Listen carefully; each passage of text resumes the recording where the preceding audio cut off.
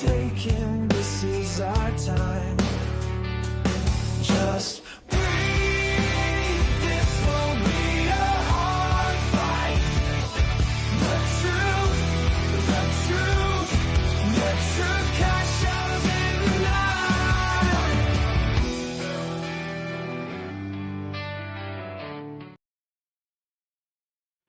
Hello, everybody. Hola from South Florida. It is going to be a cold one. I just checked the weather, and in the morning when I get up, it's supposed to be 32 degrees with a wind chill in the upper 20s, like 28, 29 degrees. So South Florida does get cold. It's one of those very rare occasions, but we got a serious cold front. So anybody who lives north of Florida, I bet you're freezing. I bet you're extremely cold. So try to stay warm. A lot going on, guys. I want to apologize for Johnny. He won't make it tonight. He has some family obligations with the kids. They do play sports and stuff like that. And with the new baby, they got to kind of, take turns doing what needs to be done for the kids. And you can't blame him. He is a great father and a great friend. So that's why we have two hosts. That way the show must go on, and we will take care of everything, and Johnny's always in our prayers. So far, who do we got going? Hey, John was the first one in tonight. John Stewart, great guy. Good to see him. Icebox is here. Good to see you, Icebox. And Icebox is a really, really dear friend. We had a great conversation today talking about certain things.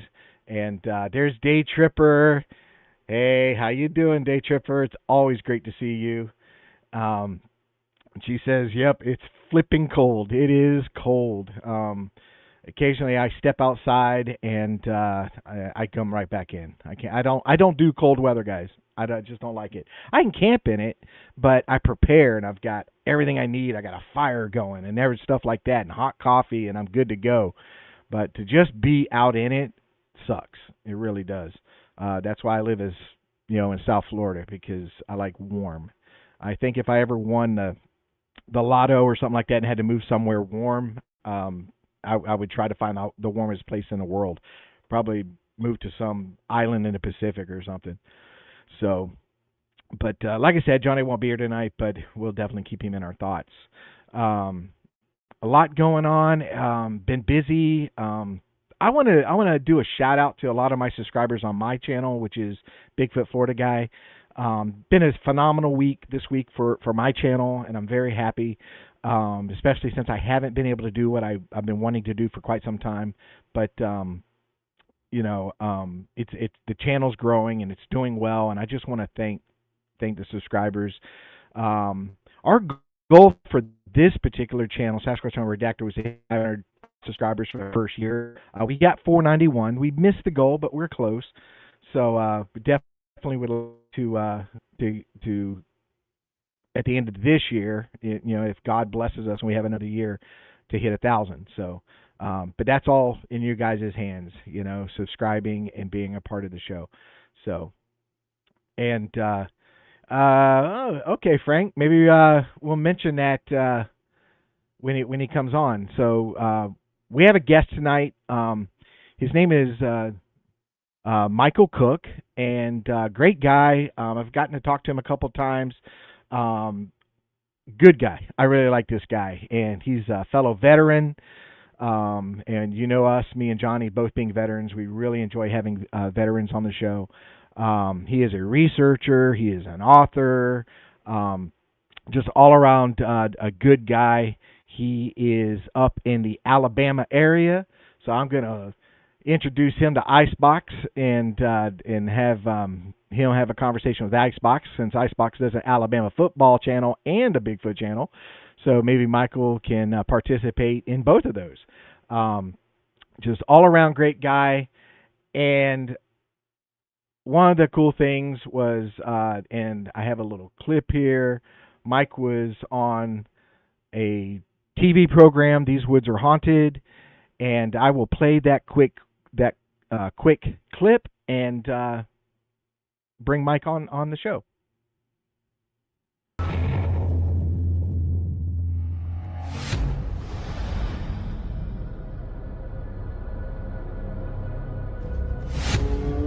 I'm thinking, uh-oh, what's going on here?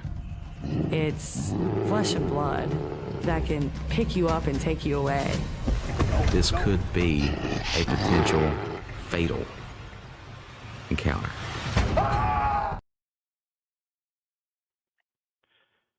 And here's Mike himself. How you doing, Mike? Oh, that's cringy, man. Yeah, they leave it on a cliffhanger, don't they? Just so everybody knows, Mike did not die. He's here. He I made it. He survived.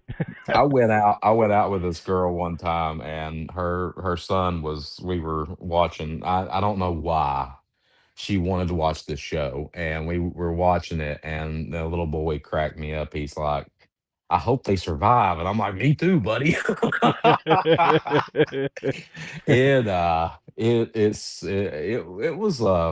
It was a wild experience. It's not the first thing or last thing I've done as far as television goes, but that's probably the most recognized. They say that's the most watched episode of the series, and I run into people all the time that see it, and um, yeah, it was a wild experience, and that we'll talk about that whole incident when the time comes, and uh, but yeah, you were talking about it being cold in South Florida. It is butthole cold here.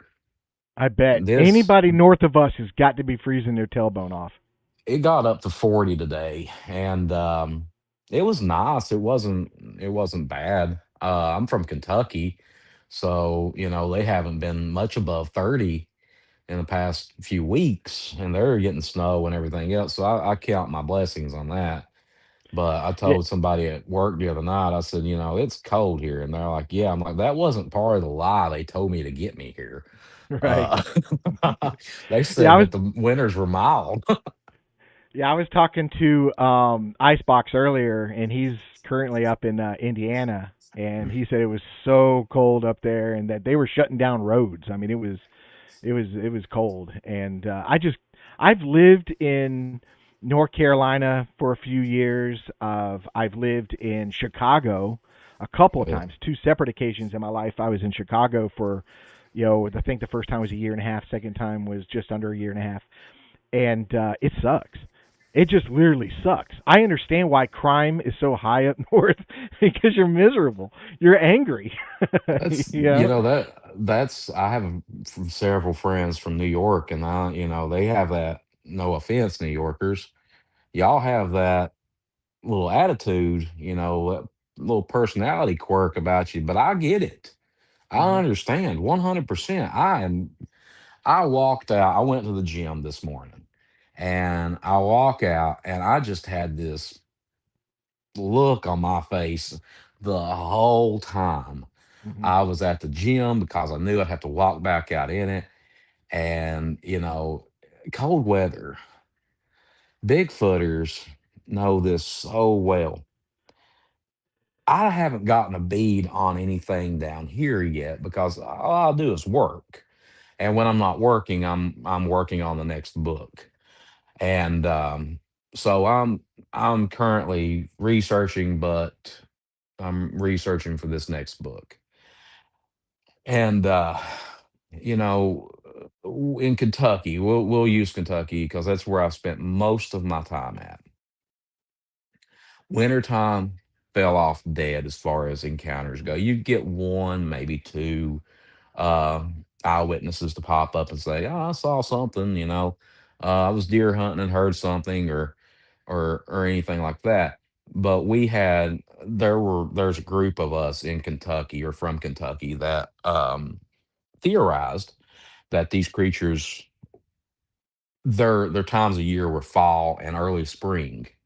We theorized that they went underground in the cave systems there in Kentucky during the extreme heat, extreme winters.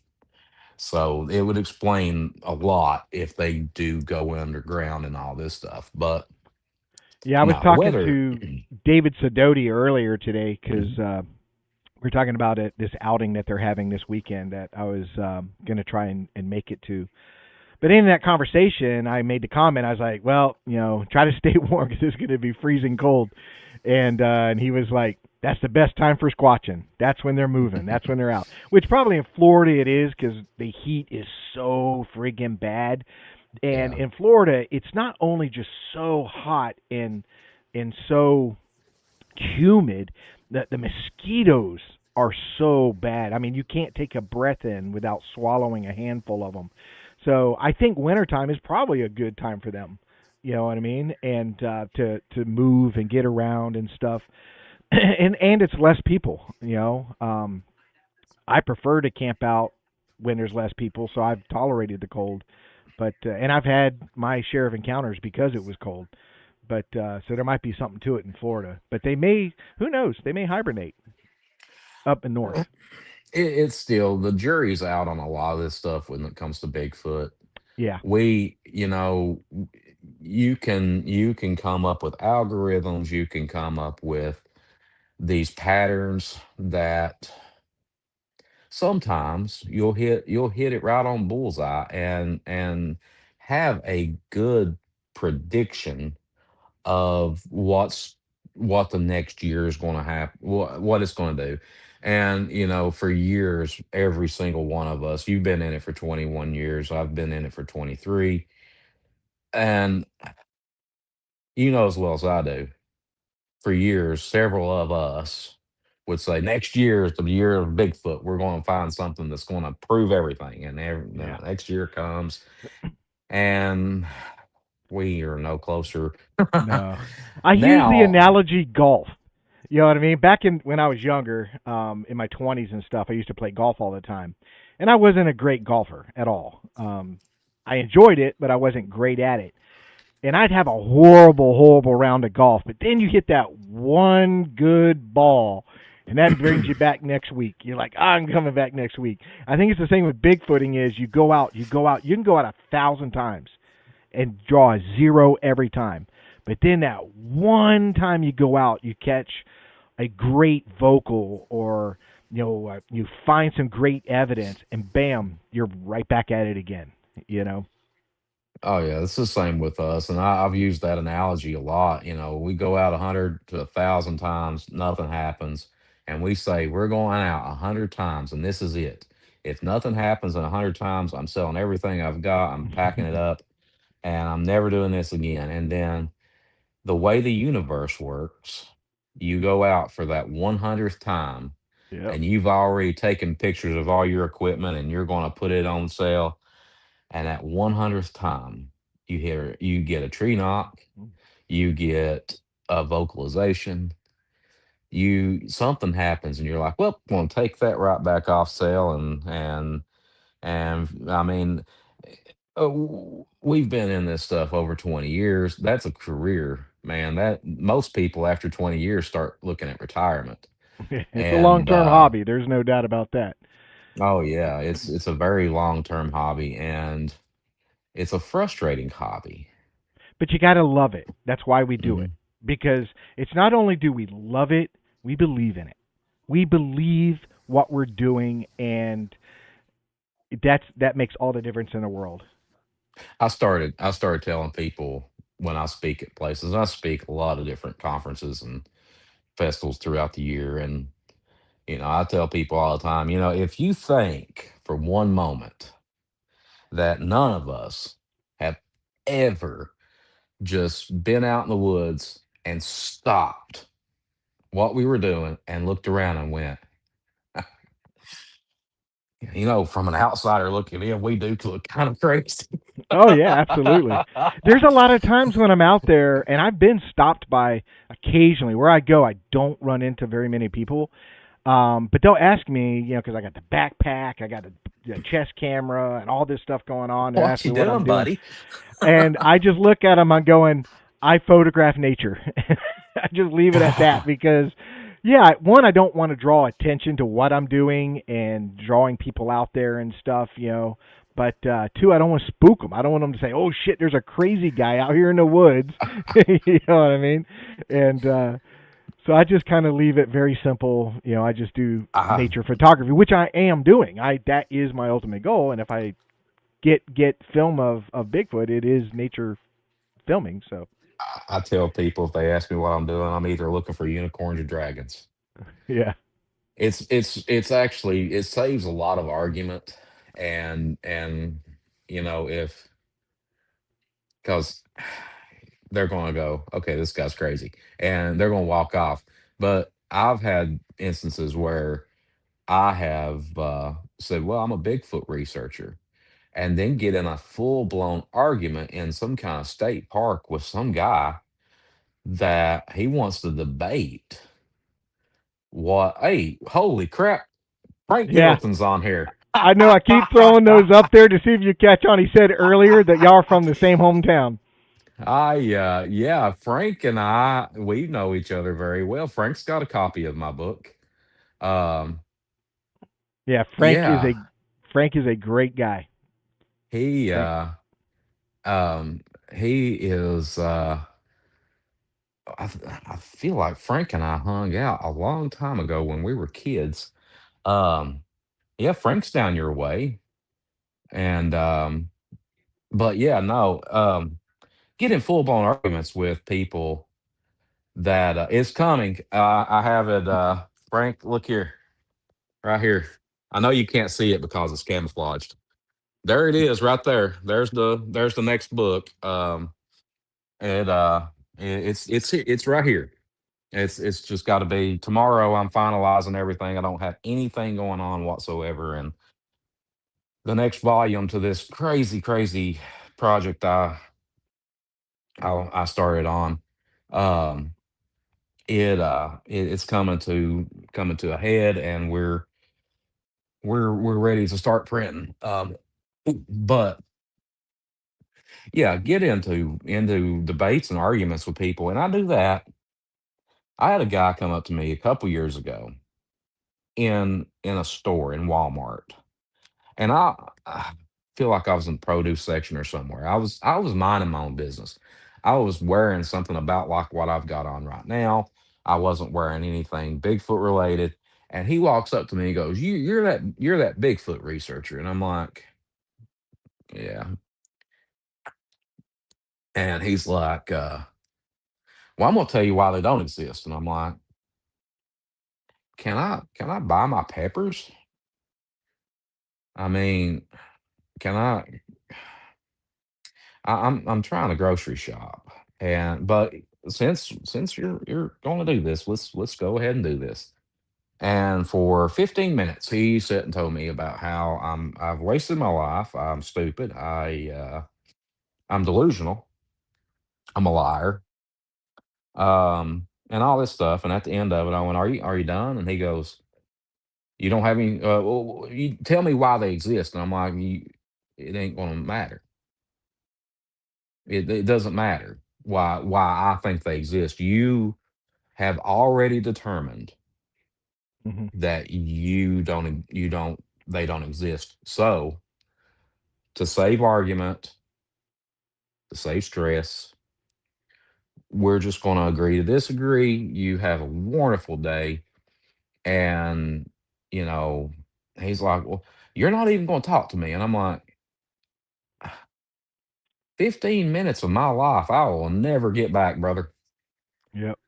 And I've had people the same way that come at it with a negative tone like that, and I always look at them. I go, with what I'm doing, how does that affect you? How does it affect your life? it Well, doesn't. it doesn't. Then it doesn't matter. Then it doesn't That's matter. what I've See what told I'm I've saying? told family members, like, is it causing you to lay in bed at night and lose Right. sleep that okay, I'm out glorified hiking. Okay. I'm doing something that 75% of the population do for a pastime. I'm out hiking in the woods. I just happen to be looking for something off. But if it's causing you to lose sleep at night and you're laying there awake and it's pissing you off that I'm doing this, then I can recommend trazodone. It'll calm your thoughts and you Hmm. can go to sleep. because I'm not going to quit what I'm doing because it bothers Yeah. you. In fact, And I'm that's going to do it more. yeah, and that's the point I make to him. How is it what I'm doing? How is that affecting you? How is that changing anything in your life? Because if it is, then you need to answer those questions. Why is it affecting you? Why is it becoming a problem in your life? When, like you said, I always use the comment that when I go out researching, it's a win-win. If I don't get anything while I'm out there, it doesn't matter. I'm still hiking, camping, I'm in nature, I'm in the wilderness. It's a win-win. They are both things I enjoy doing. So, In this next book, um, I talk about that at toward the end that for the most part, Bigfooters, I'm sorry, but I'm including us into it. hmm We can't see the forest for the damn trees because we're looking for Bigfoot. And we we come out of the woods and say, I've had friends, close personal friends of mine. I'll say, hey, did you get anything? Nah, man, nothing happened. Okay. Well, and they're down, they're depressed and all this. I'm like, all right, well, maybe next time. Well, we came across this waterfall. Um, what waterfall? I had this guy. I've known him for a long time, 15, 20 years. He said we come across this waterfall and didn't look at it like anybody had been there. I'm like, you were in your area, and he goes, yeah. I said, I didn't even know that waterfall was there.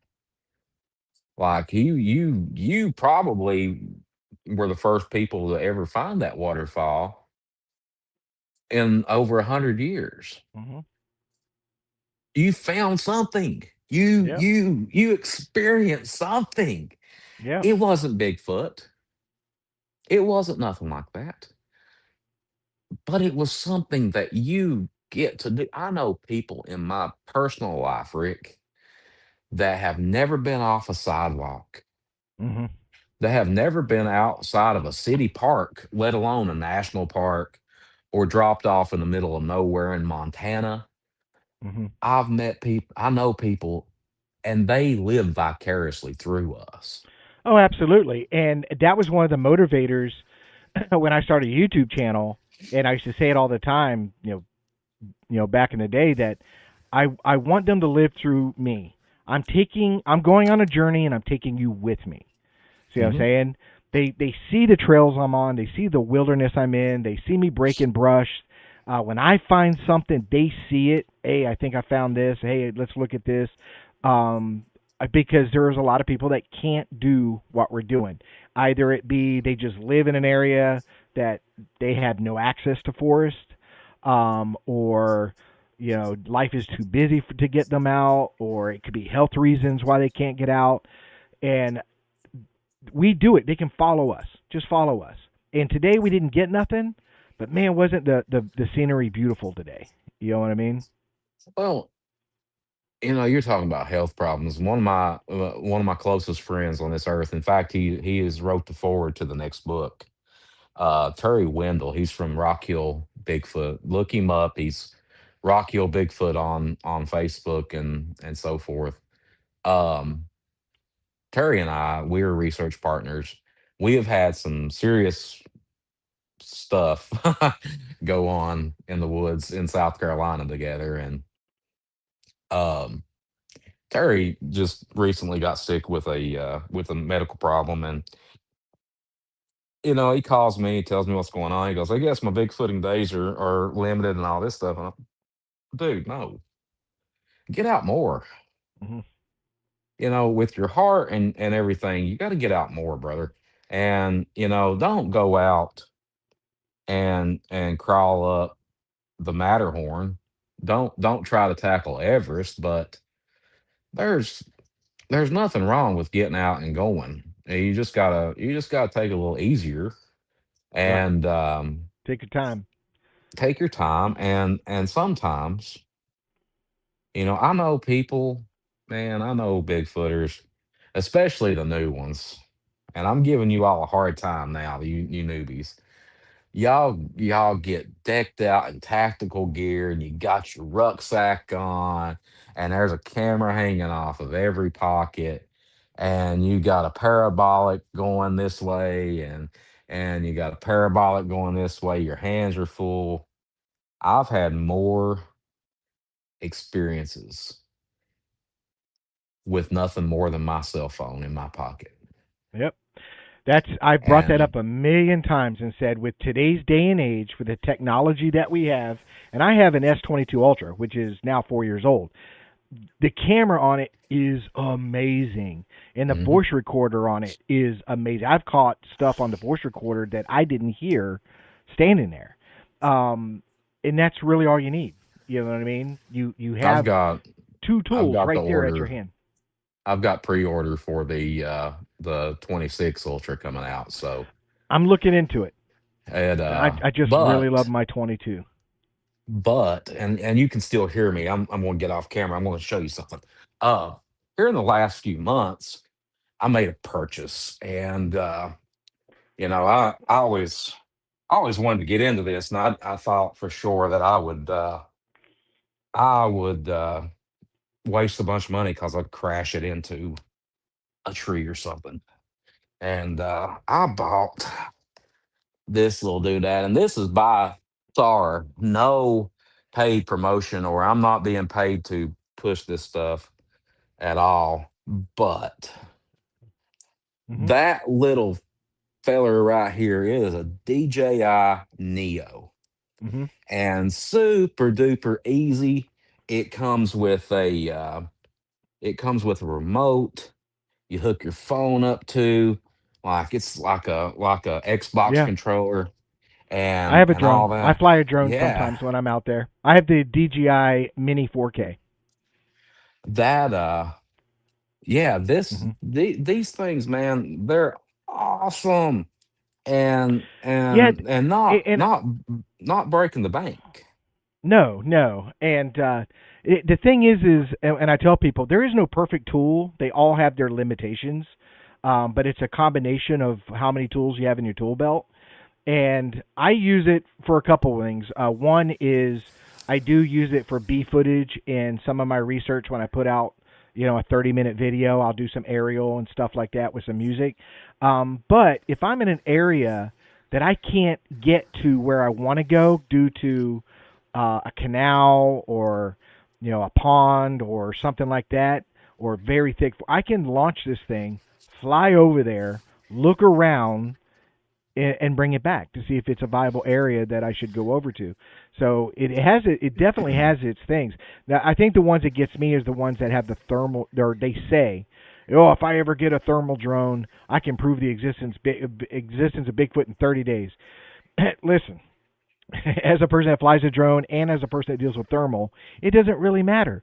If you fly that drone at night with thermal running, you still can't see past a tree canopy. You really can't. And There's it's very good footage of a incident that happened on a TV show, Expedition Bigfoot, and it was the season they were in Kentucky. They filmed in my research area up there, and when they threw their thermal up, the trees mhm. lit up, Oh yeah, and with radiant heat and all this, the laws of thermodynamics. Um, unless you fly over somewhere that's colder and you pick up a heat signature, then thermal drones, they're still tweaking them. yeah, And even thermals, even FLIR, the you can go, I mean, have at it. You want to go buy a $40,000 FLIR that's got all these capabilities on it, then have at it. But you know, eh, at the end of the day, it has been proven time and time again, over and over again. Pictures and video and recordings are not enough mm, to prove these creatures exist. If that was the case, then that right there would have been proof enough in 1967. Yeah. The Patterson Gimlin film would have been proof enough, and that would have been case closed, and that would have been it. But it's not enough. Thermal. I'm sorry, it's not enough. The Russell Accord on Expedition Bigfoot got very good thermal, the best thermal, in my opinion, on that show. And science is just like, oh, okay, cool. Hmm. That's, I mean, I, again, I'm not paid promoter by any means, but just like the video, I know people on here and maybe you have seen the video that they got out there when the bear that Russell was looking at stood up on two legs and walked up that hill. And in my opinion, they did get footage of one of these creatures. It's not enough. Thermal and video and recordings, the Sierra sounds. Crypto linguists have not been able to figure out what this is. It is above human capabilities. It is it is a language. There's articulation going on. The night the incident happened on These Woods Are Haunted, that night I heard what can only be described as samurai chatter, which is what the Sierra sounds are. Well, And but it let's lead up to that. Let's go through your history. Let's go from the beginning, and let's lead up to that so we can, when we okay. get to that particular thing, we can get into detail on those experiences. So let's go back to your very first, you know, whatever motivated you to get out there, or your first encounter. So my first encounter happened when I was 16 years old, and it is the very first chapter. I said the first chapter was indigenous peoples, but the very first chapter in this book is properly called the Riverbank, and this happened in eastern Kentucky in Harlan County. I skipped school one day and I went fishing on a riverbank, and beautiful morning. It's in October. Most of my encounters, after years and years of doing this, most of my encounters have happened in October. And they, beautiful morning. I was standing there fishing, and the sun was coming up over the ridge and all this stuff. Frank Middleton knows exactly where this happened at, by the way. Um, and Frank, if you're still on here listening and watching, the you know where the benches are before you get to the dam at Martin's Fork. It's the benches wasn't there when we were kids, if you remember. So they're there now. But right there at the second set of benches is where this happened at. And something was walking across the ridge. And I mean, obviously I never thought Bigfoot. I never, not once did Bigfoot ever cross my mind. It was silly. I probably heard about Bigfoot or Sasquatch or whatever before then, but I was like most skeptics out there. You all are crazy, and I thought it was squirrels playing or a deer. We have elk in Kentucky, and at that time they just had released some. I hadn't even got to see any, and I said maybe that's an elk because you could hear it. It was pretty heavy. And 23 years later, I still don't know what exactly happened. It took a wrong step, it slipped, it tripped, it done something. This thing come rolling down this hill, and it was hauling it, man. I mean, end over end. and it sounded like somebody threw off a Volkswagen Beetle off that ridge. It sounded like a tree falling, and I kind of stepped back a little bit. I was like, what is that? And you could hear grunts "Uh," as it's coming down the hill, and right off into the water, into the river, this big ball of fur just rose off into it. And obviously, I'm thinking, oh, hell, that's a bear, you know? Because that's what it looked like. When it rolled off the hill, it was in a ball and it rolled off into the river. And when it stood up, I said, that's not a bear. And I'm probably 50, 60 feet away from this thing. And by this time, I'd already laid my fishing pole down. And it held its arms up and it come out of the water on the other side of the riverbank, thank God. And it got up on a little flat there on the side of the riverbank, and it started shaking off like a big dog. And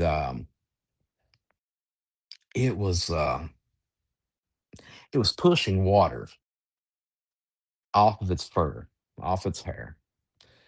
And what I noticed the most about that, and we're talking a long time ago, um, was its hands.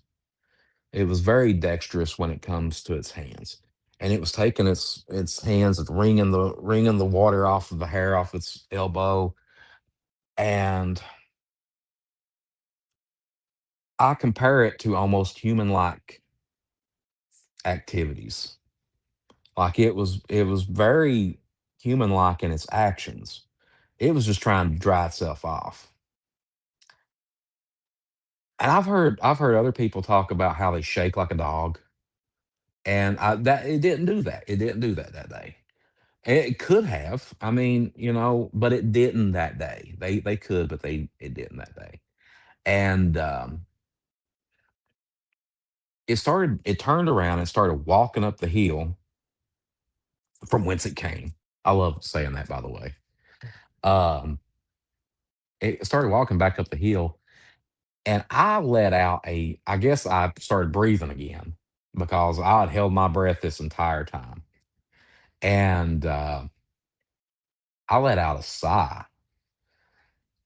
And when I did, it stopped and it turned, looked over its shoulder, and then it made one move and swung around and squared up.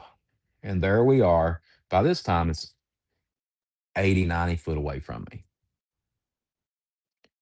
It's pretty close. And we just stood there for a moment having eye to eye contact.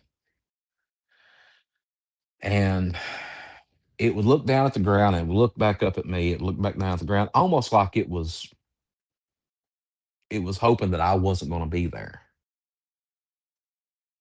And finally, it got this look on its face like it was almost embarrassed that it fell into the river in front of a human. I fell into a river in front of this kid. He's going to laugh at me. So it done what I guess what it knew to do. And super dark area. They don't call it the deep dark hills of eastern Kentucky for nothing, but it let out these heavy, loud, guttural screams, just two or three times. I don't know, three or four times. And I finally figured it out. I said, I've got to run. And I'll get to that in just a second on that comment. I gotta run. I gotta get to the car. I'm probably 100 yards from the car. And at the time I'm not a short, fat little dude at the time. I took off running and I'm running as hard as I can.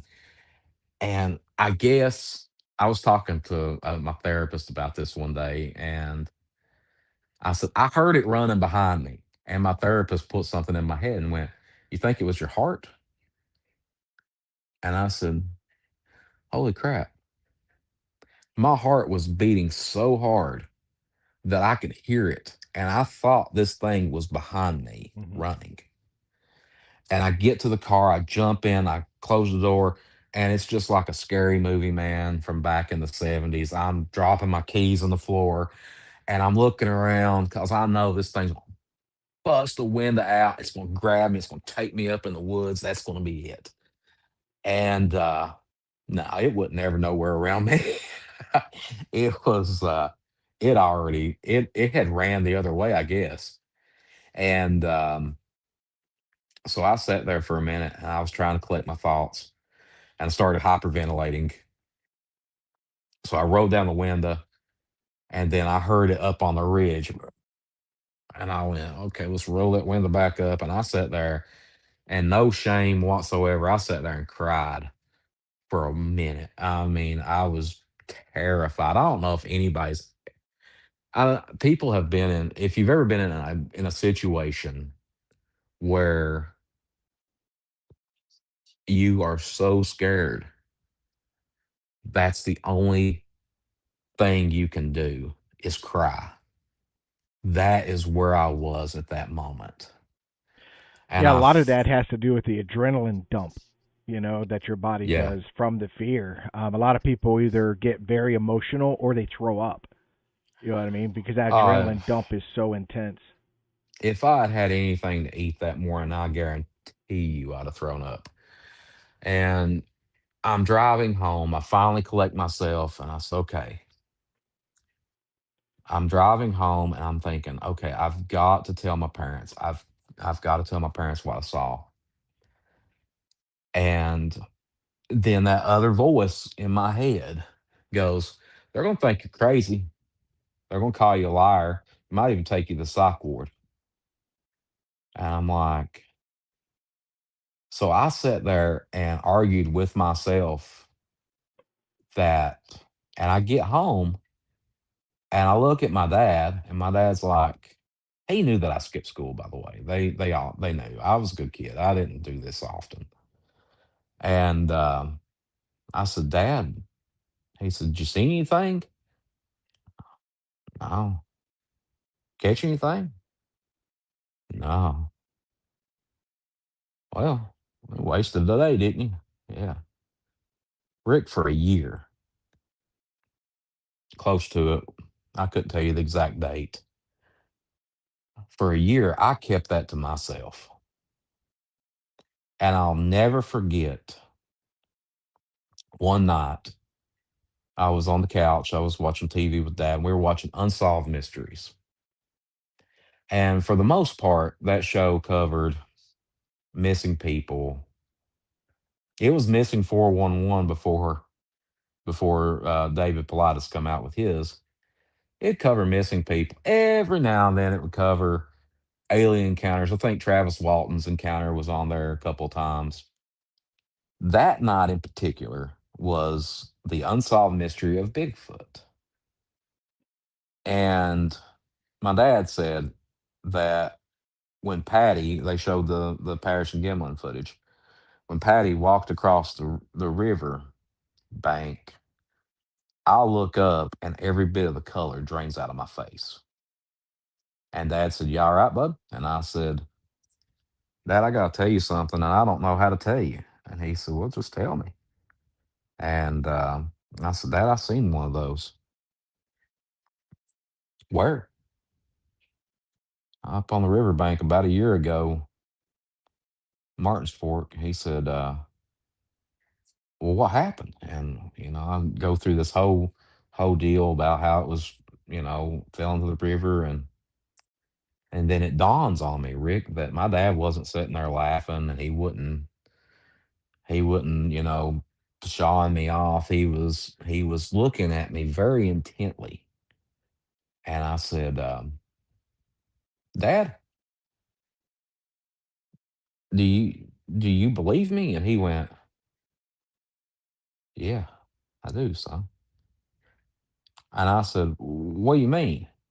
What do you know? And he went through this whole big thing. And I said, huh. So what you're saying is, and he cuts me off and said, and what he said, the next few words, the next sentence he said, the statement he said, propels me into the next 23 years of my life was, I know because they're out there. And if my dad was on board with this, then it was okay. I don't care. I didn't care how many people called me crazy or who called me crazy. For years though, Rick, I went through trial and error. I joined teams, I joined groups and stuff. And what I realized in the last 8 years, God, it's been 8 years. What I no, I'm sorry, it's not been 8 years. It has been 9 years, 10 years, 10 years this year will be in 2016. It's hard to believe it's 2026. Huh. Um, what I realized in the last 10 years is that keep my circle small Hmm. and more good things will happen. More experiences will happen. You're more flexible when you keep that circle small. So Terry Wendell, Glenn Mink, I'm gonna get down to South Florida and go out with you and Frank Middleton and all them guys some point. Yeah, yeah. Um, I'm sure. but I've tried to get. Well, I would say I tried. Frank has mentioned a few times that he wants to get with me and go out. Um, we can plan something. I got some great areas around here. the but I found myself in the last 23 years all over the world, man. I mean, places I never thought that I'd ever be. And, I researched in Montana a lot, um, Northern California.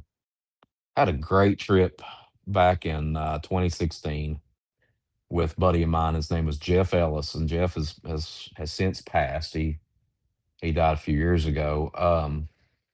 We went to the Patterson Gimlin site and we had a really good time.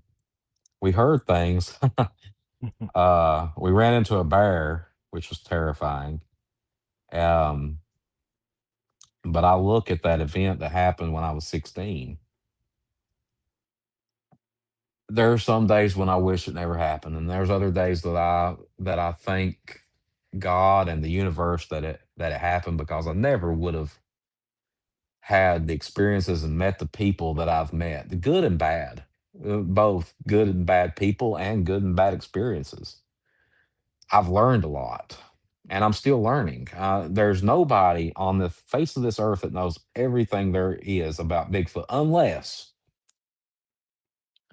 it's some kind of curmudgeon hermit that has not been in society for 20 years, living out in the middle of nowhere, and he sits down on his front porch and eats dinner with one of these every night. Right.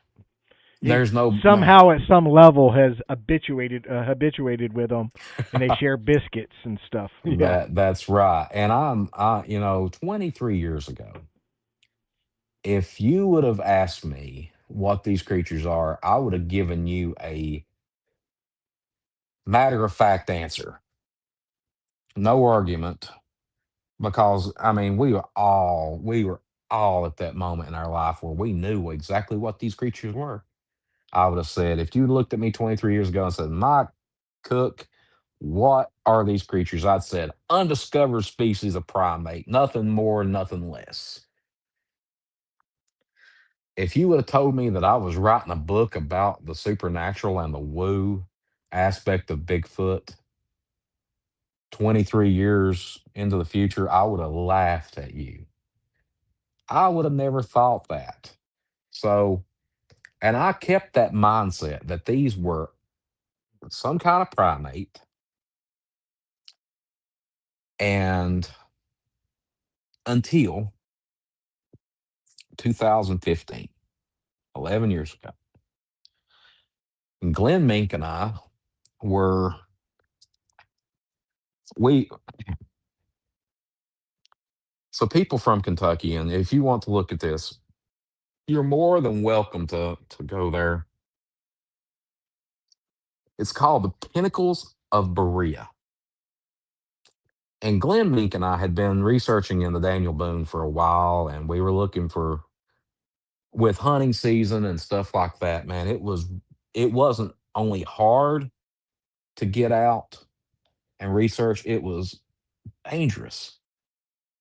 You know, you we go to this one research area near Moorhead, Kentucky in October, November, and it would sound like World War III was opening up. Wow, um, very dangerous times getting out.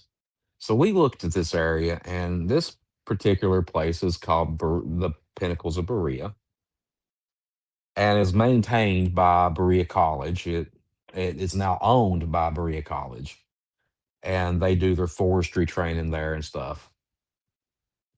We found some old BFRO reports, and I said, it'd be worth it. Let's try this out.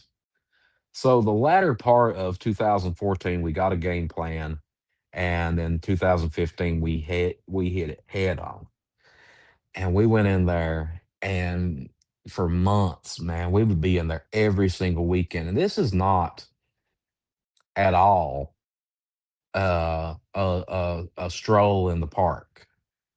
This is a 9 mile hike round trip to get up to where we would research at, away from people, and every weekend, man, we would get up there.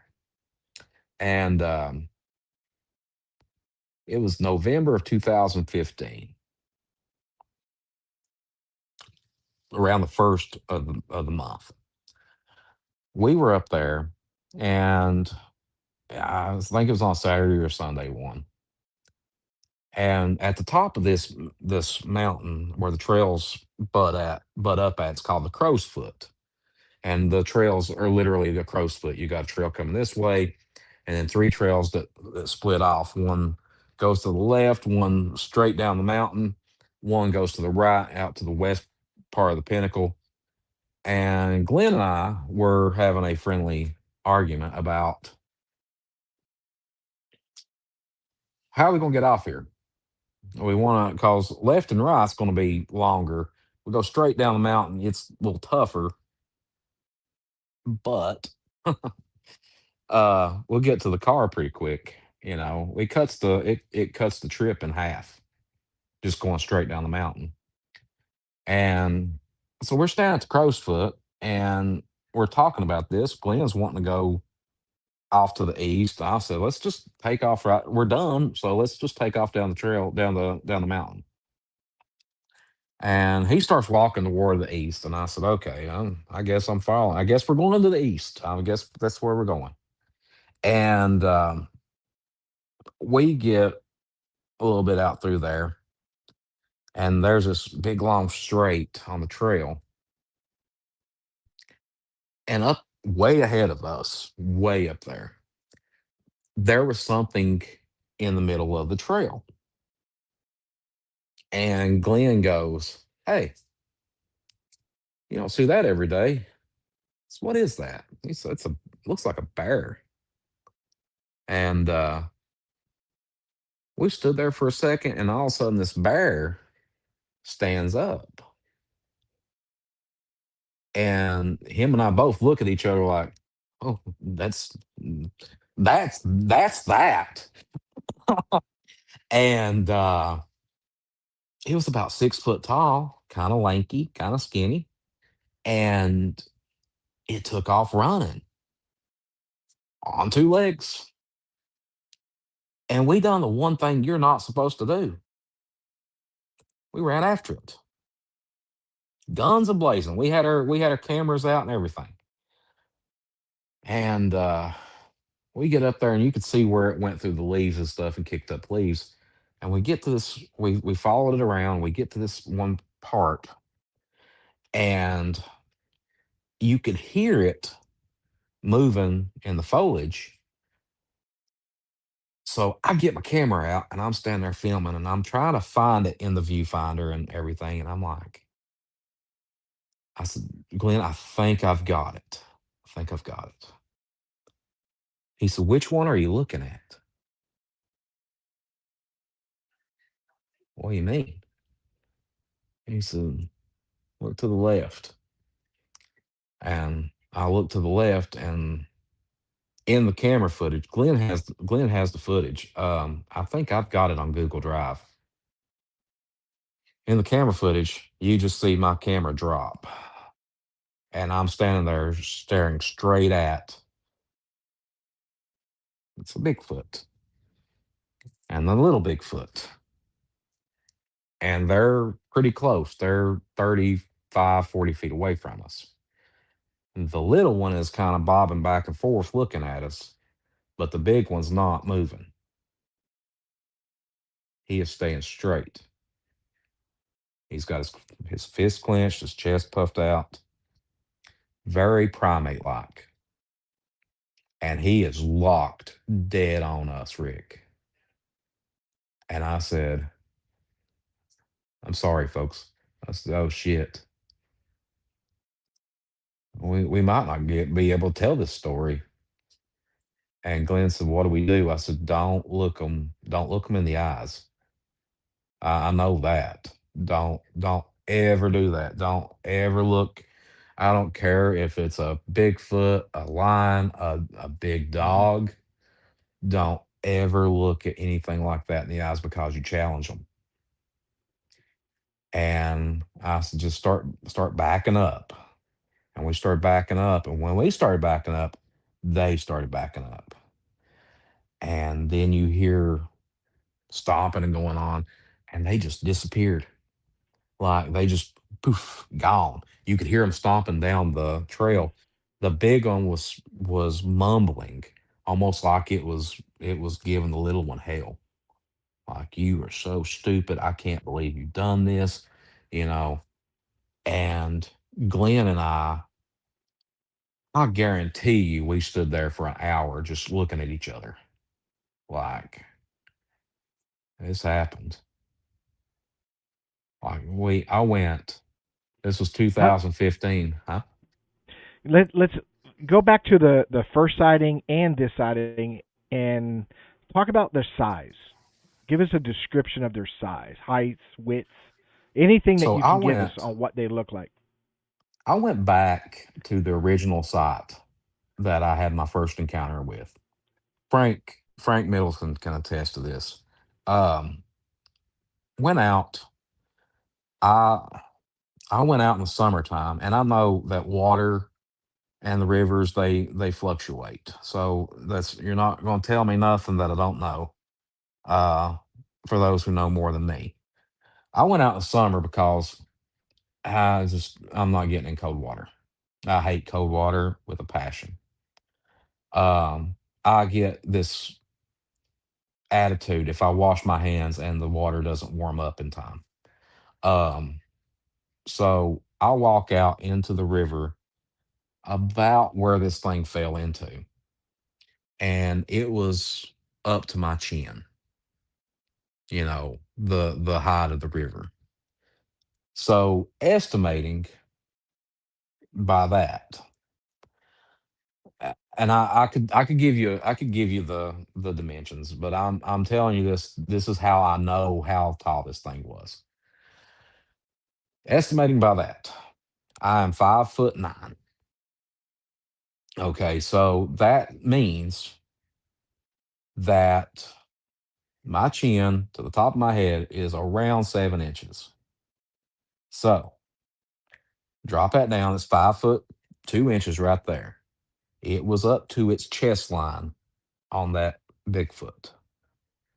That means there was a good 2 to 2.5 feet sticking out. Now, I'm 5'9". I have a 7'2" reach. My arm is somewhere around 23 inches long. I think is the last time I had a suit mate or something. was my wrist was my the tips of my fingers were 23 inches. I have very long monkey arms. I have ape-like arms. I have short legs and little arms, or short legs and long arms. Made like a orangutan. Um, but judging from that, there was approximately 8 feet, Mm. and that's quotation marks on the approximately. I couldn't tell you. It could. I can't. Well, it was 8 foot one, 8 foot two. I don't know. It was 8 foot, 7.5 to 8 foot tall. Is how tall this creature was. The first one I saw. Fast forward to 2015, and we're talking 13 years had passed since I had an encounter with these creatures. I've heard things, vocalizations, tree knocks and stuff like that. Found impressions. Were they footprints? Who knows? Um, but judging on the height of the smaller one in 2015, he was around 6 foot tall. The larger one was 2.5 to 3 foot taller than it. So we're looking in the 9 foot range, Mm. somewhere between 8.5 and 9 foot tall. Then the one in 2002, we have it had it wasn't a sagittal. It didn't have a sagittal crest. It didn't have a pointed head on it. It was a round head, like a basketball sitting on its shoulders. No neck, deep set eyes. I couldn't tell you what color the eyes were. The hair, the fur came up right under its eyes, and didn't have the primate nose. It had a large, flat nose. I got a buddy who looks just like it. he, he got he got his nose busted one time in high school, and it flattened it out, and his nose was flat. And it, I mean, the nose was large, it was wide and flat. Um, Big Meludgeon brows, prominent brows. Uh, it did show its teeth then. The one in, or the big one in 2015, it didn't open its mouth at all. It stood there, mouth closed, dead set on us. It had a similar look, but it did have the sagittal crest on top of its head. What are those? Guess as good as mine. Are they a primate? Um, Well, and that's brought up a lot, and I play the devil's advocate because I have my own thoughts on what I believe they are because everybody comes up with their own ideas or theories. But when you sit down with a piece of paper and not even bring up Bigfoot and just write down the descriptions of what people are saying, it really does lean towards a primate. You know, yeah. the sagittal crest is due to jaw muscles and it attaches to the head for jaw strength. Gorillas Hmm. have that. The longer arms, shorter legs, deep setted eyes, high brow ridge. You know what I mean? They do describe a primate. But then when you get into the other side where it's bipedal, it seems intelligent. It seems to be a very attentive, very self-aware.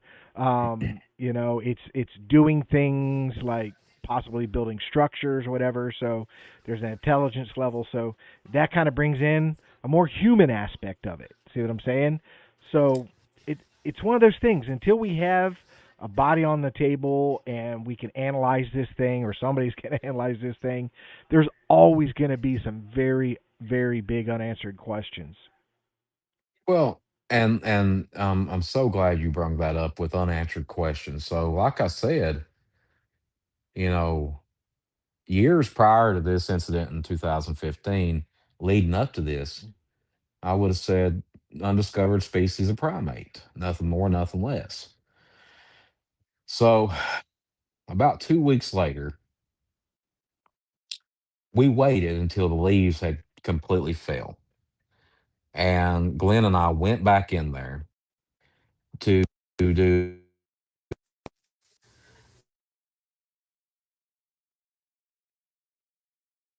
Oh, I think we lost him there for a minute.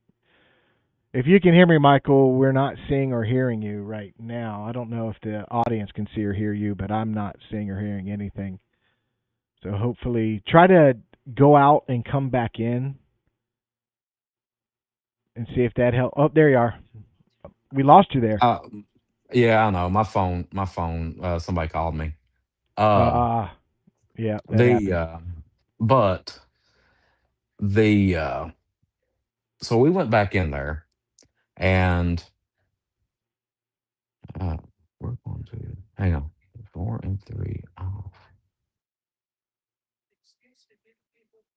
I'm so sorry. I have ADHD, Rick, and whenever that was one of my coworkers calling me, asking me if I was going on the same schedule he's going on. Anyway, I hope so. What I just kind of read while it come up. Um. Anyway, we uh we go back in there. On the way up, we came on in on the east side because this happened on the east side.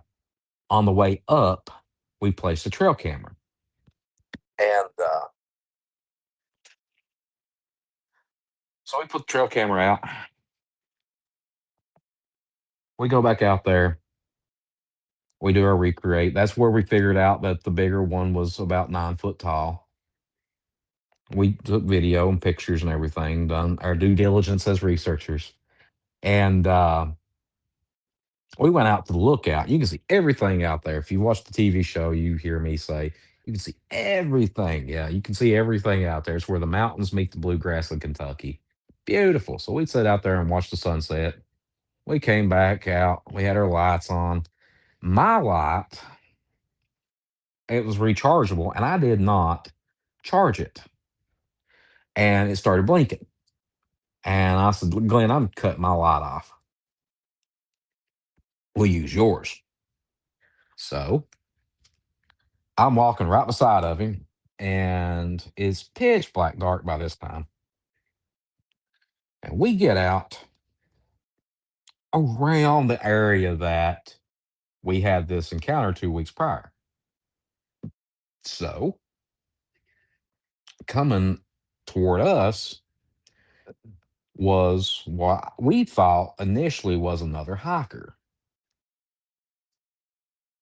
And he had, or they had, a bright blue, prettiest blue light you've ever seen in your life. And I said, I wonder who that is. And Glenn said, man, I don't know. We're the only ones that's ever up here at night. And I said, I don't know. When we get up here though, I'm gonna find out where he got that light at. Because man, it was pretty. It was nice. And it lit up the whole forest. We get closer to it and realize it's not a headlamp. It's not a flashlight at all. It is a ball of light. It's Hmm. about the size of a softball. And it's just hovering, and then it starts raising up. It starts ascending. And it gets up to the tree line and gets real bright. And I mean like welder arc bright.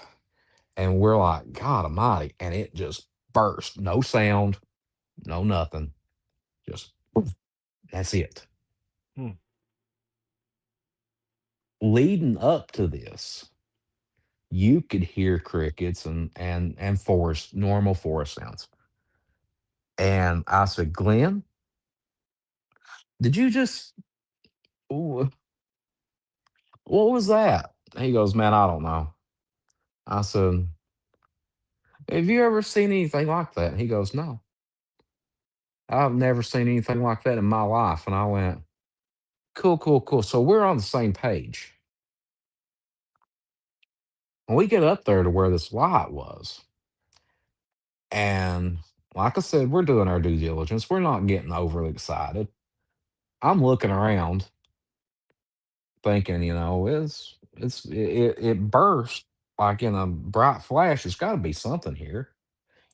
And I said, Glenn, I don't understand what that was. And Glenn is the best person to ask this get him to tell this story about. Because Glenn said, I don't know either. And about the same time, a rock, roughly the size of a football, comes out of nowhere and flies over our heads and bounces off trees going down the ridge. And Glenn goes, holy shit, what was that? And by the time he got that out of his mouth, I'm halfway down the trail. I'm booking it. I'm hauling ass. And I'm screaming at him, come on, we gotta get out of here. They don't want us here. And we get all the way down to where it kind of kicks back. It's about a three-quarters of a mile down through there. And he goes, did you grab the camera? And I was like, no. He said, we gotta go get the camera. I said, Glenn, no, leave it. We're good. We got to get the Oh camera. shit. We got to get the camera. So we get back up there, hiked all the way back up that trail, and the camera was in the same vicinity as where the rock came from. And I chickened out. I was like, Glenn, here's my gun. You got a lot. Good luck. I can't do it. I can't do it. I cannot physically step out of this spot right here. So he bounces around through there, and it dawns on me then. I'm like, I'm standing here without a firearm, Yeah. without a light or anything. Oh God, I'm stupid. Yeah, And that's the I one start thing I hollering. don't do. Even though it's concealed, nobody can see it. When I'm out with people, and I've gone out with other research groups and everybody else, I always have a firearm on me. They never see it. I don't pull. It's. I think I've pulled it maybe twice ever. You know what I mean? I think one time it was caught on film where I actually you see the front of the gun when I'm filming because of this one incident we had, but that was pretty heightened alert if I could say, but I don't go out I've there without only it. I've only drawn once, and I'm leading up to that. But Glenn comes back, and he's got the camera in hand, and we come back down the trail. The whole time, though, Rick, the whole time we were going down the mountain, you could hear and feel, you feel it. Something was right there on that ridge, Mm. and it's walking right beside of us the whole time. And as Bigfoot researchers, y'all think that you think that we're it's not going to phase us if we see one of these creatures. No, it does. You when you have that something walking beside of you, and everything in you says, look, but then you have that other feeling goes, don't do it. Don't do it. Don't look over there. And it's terrifying. I mean, and we do it over and over, and it's an adrenaline junkie thing is what it boils down to. But we get down, we get out, and we go home. And I told him, I said, Glenn, holler at me tomorrow. We'll reconvene, look at the camera footage and all that stuff, and let's sleep on what happened tonight and then talk about it tomorrow. And there's science behind that, by the way. But um, I went to bed. It was probably 2 o'clock in the morning, and I don't know, 3:30. My damn phone starts ringing, and I'm like, Whoever it is, I didn't even look at it. I grabbed it and answered. I said, whoever this is better be dead and calling me from the afterlife. I'm killed. And Glenn goes, get up. I said, what? He goes, get up. You got to get up and go to your computer and look at the email I just sent you. I said, I will look at it first thing in the morning, pal. He said, no, do it right now. So I get up and I walk out to my computer and I pull up everything and I'm looking at the pictures and I was like, huh, that's not normal. There were three light anomalies in those pictures. There's no lights back that way. Where we had the camera pointed was roughly 9,000 acres Mhm. of untouched wilderness. There's no houses, there's no highways, there's no radio towers, nothing. But there are three lights, balls of light on that picture. And we can't explain that. The light we can't explain none of that. So fast forward, we go we go back in there every weekend to every other weekend and nothing. This goes back to that whole thousand times and out kind of thing. Mhm. We we never got nothing. We never heard anything. Hindsight being 2020, there were days when we'd go up there and we wouldn't even hear any birds. That's something right there. That's not normal. That's paranormal. Um the that means there's a presence there. So fast forward on in 2017, halfway through, Glenn and I both came to a collective agreement that we need to let this area seep, give it a rest. Maybe us going in there so much has driven them out. And, let's get another plan together, maybe go out somewhere else. We were looking at land between the lakes and Mammoth Cave area and stuff. It was a little bit of a drive. It would have been a weekend trip and would have substantially been uh hard to do every weekend. So we had planned on going down once a month and we did for a while.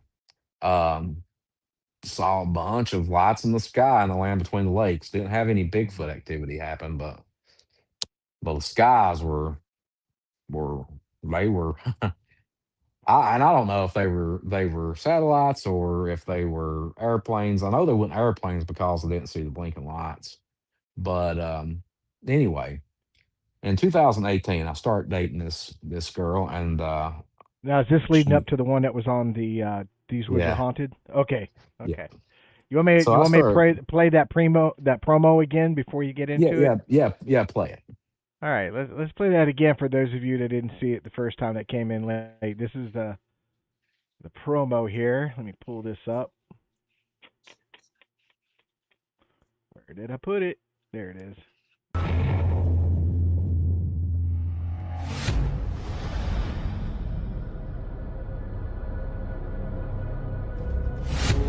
And I'm thinking, uh oh, what's going on here?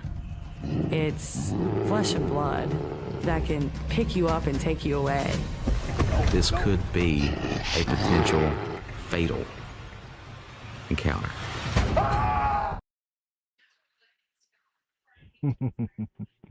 God, I still cringe. Anyway, so Gwen Guthrie, she is a paranormal researcher out of Ohio, and I was on this radio show, and she was a listener, and she found me on Facebook, and we had a few conversations, and then I was appearing at a conference that weekend, one weekend, and I said, "Hey, why don't you be my guest?" She comes down, and we hit it off, and we started hanging out, we started dating, and the rest is history. But She was a paranormal researcher. She is, and she's branched over to the cryptozoology world. But and we're still we're still tight. We still talk and stuff. So we went on October the 3rd, 2018. We went up to Indiana to a place called the Mysterious Monroe House, and some people call it the Demon House. And we spent 2 nights, 48 hours in that godforsaken place. And I'm not a paranormal investigator whatsoever. Ghosts freak me out. And I know that a lot of people will laugh at that because you're a Bigfoot researcher. I can see a Bigfoot, honey. Mm. When I'm in the woods, when I'm camping and I'm asleep, I'm not really asleep. I never sleep. I never go in. I'm always very much aware of what's going on when I'm in the woods. And but when I'm in a house that is reportedly plagued by demon activity, I'm pretty much well on the edge. And so we come back on the night of the 5th, and the next morning, paranormal researchers call this paranormal hangover, I guess, where you have so much energy and stuff going on and your body gets pelted with this stuff. I don't know. I'm not a paranormal researcher, but I woke up next morning. I felt like a dog turd, man. I mean, I was rough, and Gwen's like, "We just that's the hangover hitting you." And I'm like, "All right, cool. This is worse than any alcohol hangover I've ever had in my life." And so we get uh, we get collected and we go eat breakfast. And while we're eating breakfast, my buddy Kenny, the guy on the end of the screen there, the one that screams at the end of the video, he uh, he calls and he goes, "Hey, are y'all ready?" I said, "For what?" He goes, "We're going bigfooting today." And man, I totally forgot that I told Kenny to come up on the 6th. And I said, "Oh hell." And Gwen's like, "What?" I said, "We got to take Kenny out bigfooting today." And she'd been wanting to go out. I'd never taken her out. And I was like, "Where do I go? Where do I take them to?" And then I was like, "Hey, we could go to the Pinnacles, even though I don't feel like hiking, but let's go to the Pinnacles. I'll show you all where we saw the light and we saw the two beings and all that. And you know, nothing else. We'll go up to the lookout. We'll check everything out and let y'all see that. Be a good day." So Kenny and Gwen and I, we go up in there. Now, normally I tell this after the story, but right now I'll fill you in on what happened in the beginning.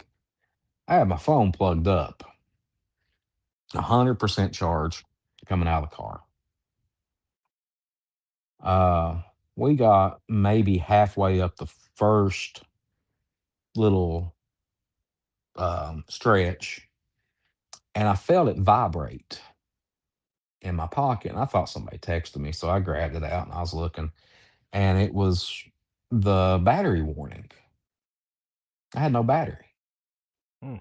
I said, "My battery is shit out, I guess." And Gwen said, "Well, I got mine, so no worries." She pulls hers out, and it was dying too. Hers was a brand new phone. Well, Kenny, he sees us looking at our phones. Kenny's was already gone. It was dead. Mm. Gwen has an external battery pack. So she plugged it up and she had to leave it plugged up the entire trip for it to stay on point. So we get now we didn't plan on being up there after dark, period. So I didn't take flashlight with me. I didn't take nothing with me. I had my mindset. We're gonna go up here. We're gonna look this lookout. Come out of here. I'm gonna be eating pizza and wings and drinking beer by dark. That was my plan. I wasn't on a research trip. No matter what anybody tells you, we were not on a research trip that day. Period. So we get up to the lookout. I show them where the light was and all that stuff. We get up to the lookout and we're watching the sunset. And I'm like, shit. She said, what? And I said, we don't have any lights. And it gets dark here quick. It gets dark, dark there quick. And I'm like, let's start on our way out. Maybe we can get to the car before it gets too dark. Because we don't have any cell phones and we can't use our cell phone lights. Kenny pulls out these three little flashlights, like keychain flashlights. And he was our saving grace. So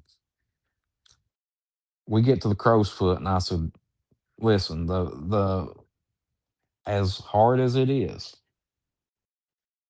we need to go straight down the mountain. We got to go straight down. We got to take the it's called the Indian Trail. You got to take the Indian Trail down because I don't know how long these flashlights are going to last, and you don't want to be out on the east side and at dark. I've been out there in the dark with flashlights, and it's spooky, and I don't like it. So let's go straight down the mountain. So we get down this rock formation. You have to pretty much turn around and kind of crawl off of. And I go first. And Kenny kind of goes around it. It's harder to go around it than it is to go straight down. He knows that now. And I'm helping Gwen off, and I hear something on the ridge above us.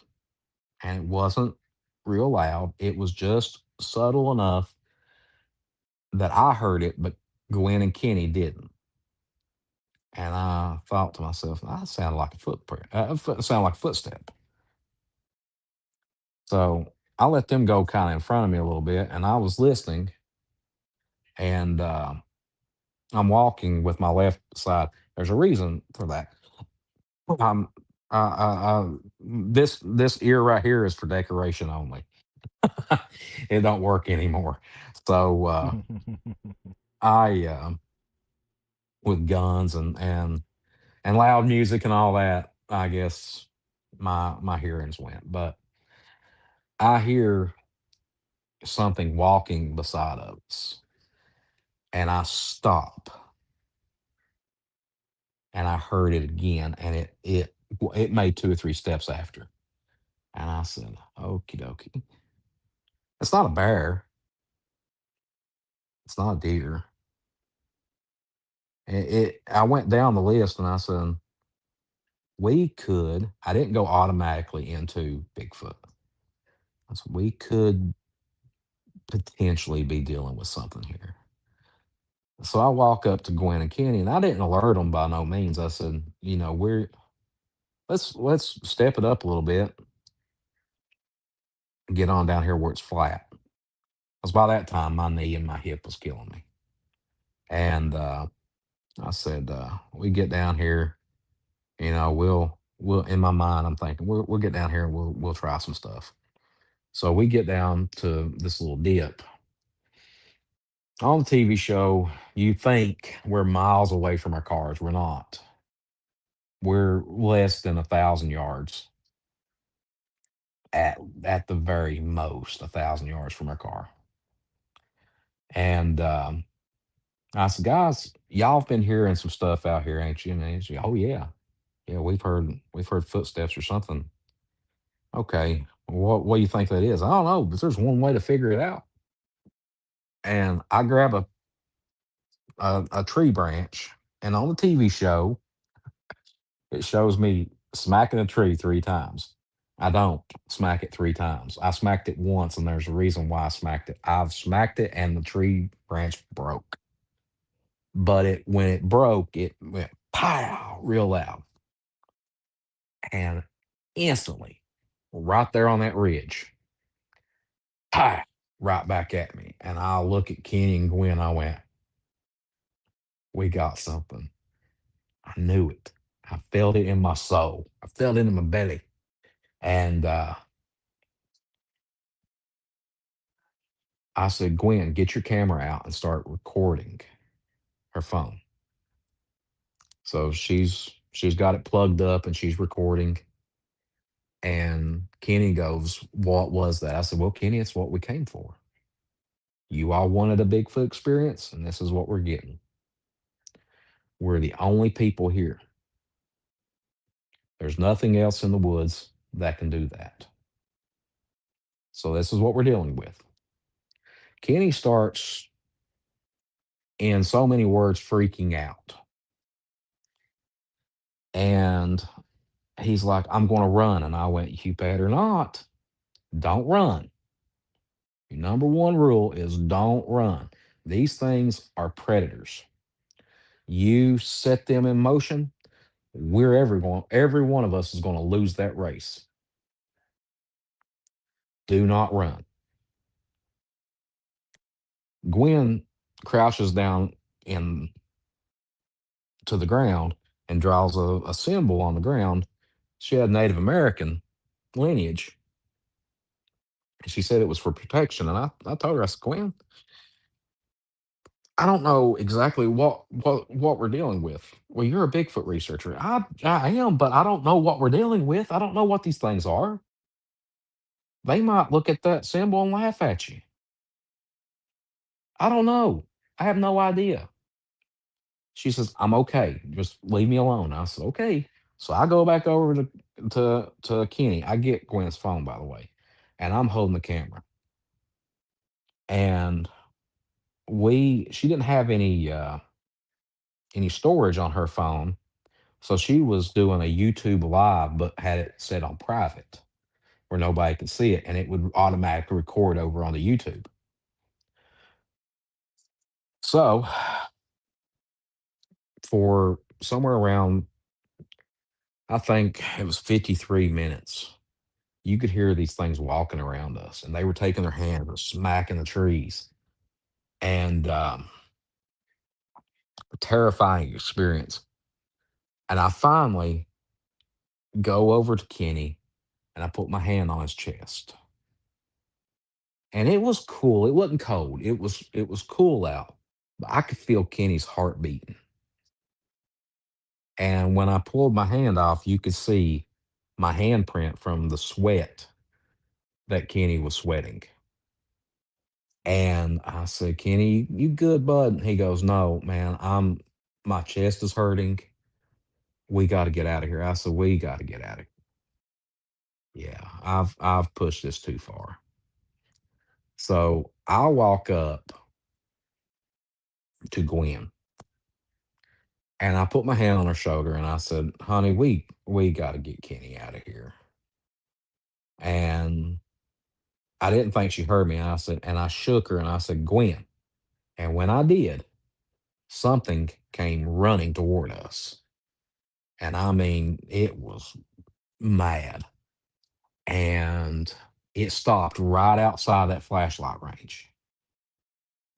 And when it stopped, I had unknowingly, I didn't even realize I'd done it. I had pulled my firearm.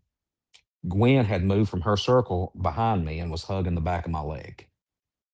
And I was drawn and I said this out loud. I said, stop. We're getting out of here. Leave us alone. And you could hear it back there. Ugh, ugh. And it was walking back and forth at that moment. And I look at Gwen and I said, hey, listen, you and Kenny go ahead. Okay. I got your six back here. She said, no. I said, no, I'm okay with this. And she said, what if something happens? I said, honey, I'm perfectly fine with this. It won't be the first time. I know it ain't gonna be the last time that I've been in a situation. And I said, but I'm okay with this. I'm perfectly fine. If something happens, I've got one in the chamber and nine in the clip. I know I do.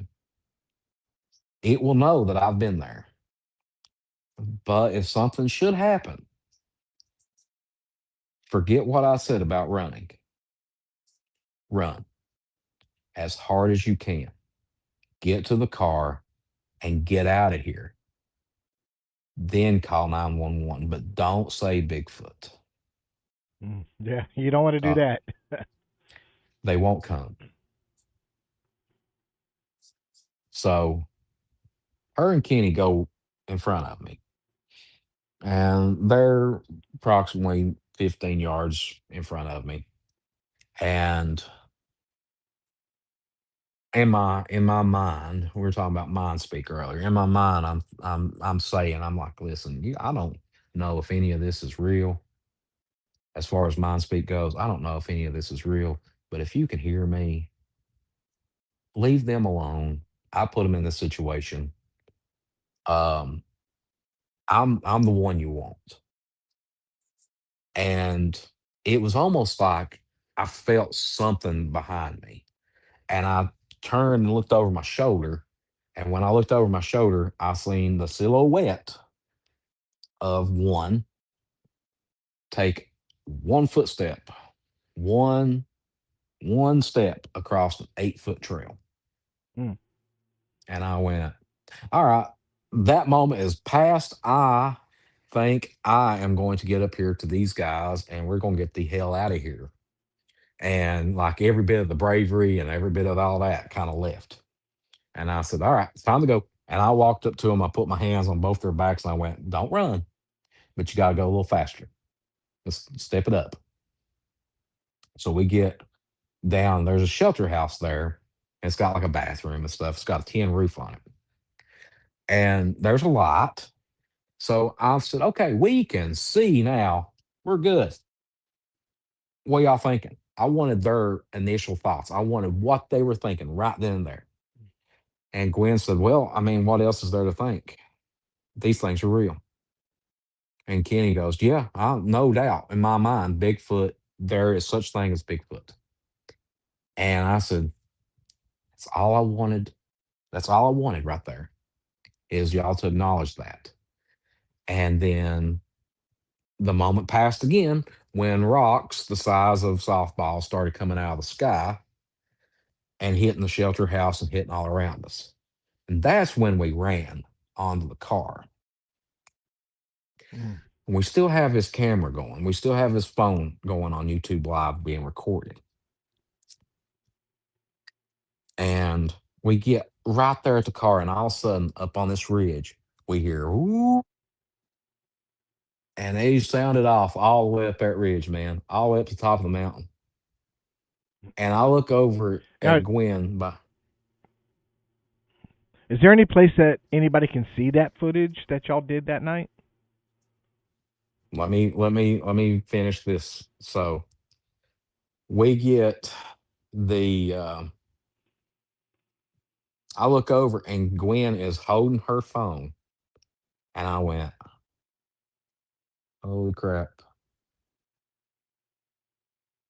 Are you getting this?" She said, "Uh huh." Oh my god! So all this stuff starts going on in my head. I'm like, we've got that footage. We have vocalizations. We have we have experiences going on around us. It's going to be really hard. They'll still argue, but it's going to put our argument ahead. And she goes to share it, stops the recording after the whoops had ended. She stops it. She goes to share it and save it. And the phone glitched. Mm. And I went, pull it back up, pull it back up. It got the first 9 minutes, almost an hour, 53 minutes, almost an hour of footage had been like it never happened. Mm. I went as far, Rick, to call it. Y'all don't know how hard it is to call YouTube and actually talk to a person. I went as far to call YouTube and I said, "Do y'all keep reports?" And they're like, "Oh yeah, yeah, yeah, we keep reports." And I said, "Look around 11 to 1 o'clock at night on October 6th and 7th. 11 o'clock on October 6th to 1 o'clock in the morning on October 7th. There wasn't nothing. There were no glitches. There were no system crashes or nothing. Gwen has this footage up, and I think it's on. It used to be Uncharted Paracrypted Research YouTube. Um, if anybody follows me on Facebook, I will try to find that footage in the coming days, and I'll share it. And I'll even send you the link if I can find it. You can share it Yeah. too. But there was no. That goes back to this whole. They're nothing more than flesh and blood, undiscovered species of primates. To maybe, possibly, they are endowed with certain abilities that enable them to do stuff that we can't describe or explain. And it's scientifically speaking, a lot of the paranormal stuff, and I'm not saying all of it. Now, if you show me a video that is not tampered with or anything of your dead grandma that died 50 years ago walking through your bedroom in the middle of the night, I'm not going to argue with you. Not going to argue with you. However, if a TV show shows me a video of a dead grandma walking through a hallway, I'm going to question it and say, well, it's a TV show. And that's something I have to tell people all the time about this TV show, These Woods Are Haunted. At the end of the Well, day, they they're TV shows. yeah, it's for entertainment, and they do take certain liberties. I've spoken to people that have been on the show in the past, the same show, and they'll Well, say this is what really didn't happen. They did exaggerate this, or they changed this, stuff like that. But it's they entertainment, you know. they do. It's entertainment. And it's nothing more, nothing less with any other TV shows out there. And it don't matter if it's Ghost Hunters, Expedition Bigfoot, Finding Bigfoot, um, Cliff Barrickman, one of my dear friends. I've been on his and Bobo show, Bigfoot and Beyond.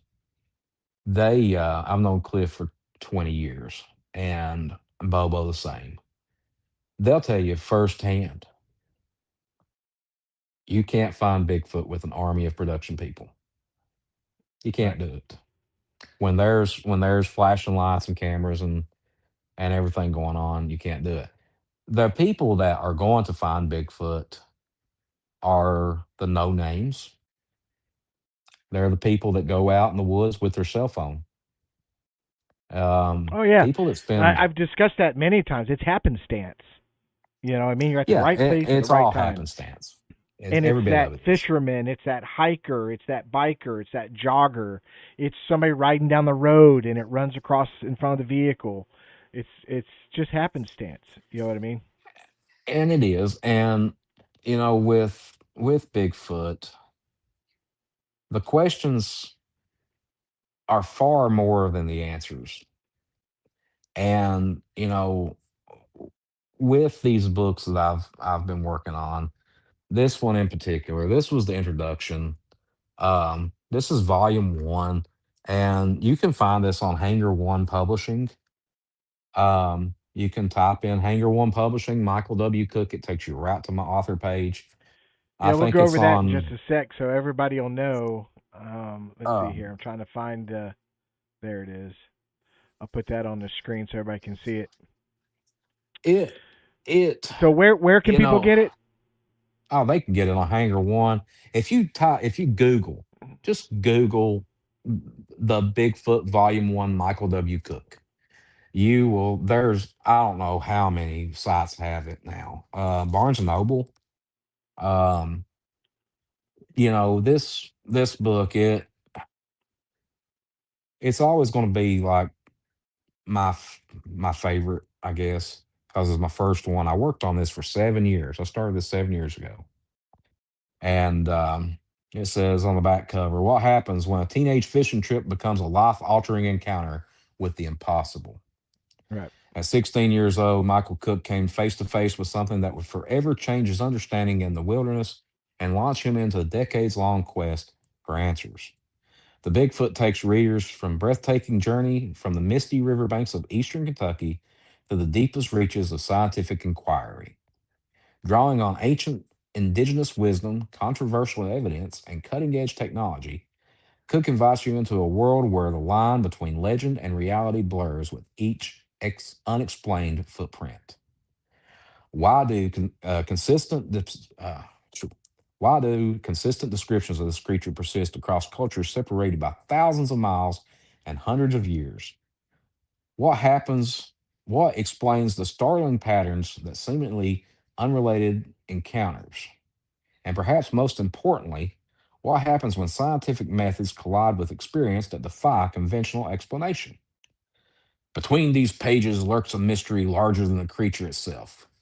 Cook masterly navigates the shadowy territory where skepticism meets belief, challenging readers to question not just what might exist in our remaining wilderness, but why we remain so captivated by the unknown. Part personal odyssey, part scientific detective story. This thought provoking exploration will leave you questioning everything you thought you knew about North America's most enduring enigma. And at the very end of that, they put my dad's quote on there. They are out there. But I have a friend that said she wrote the forward to this book, and it's in here. And she says she'll tell you straight up if you're looking for all the answers with this book, you might as well not even read it.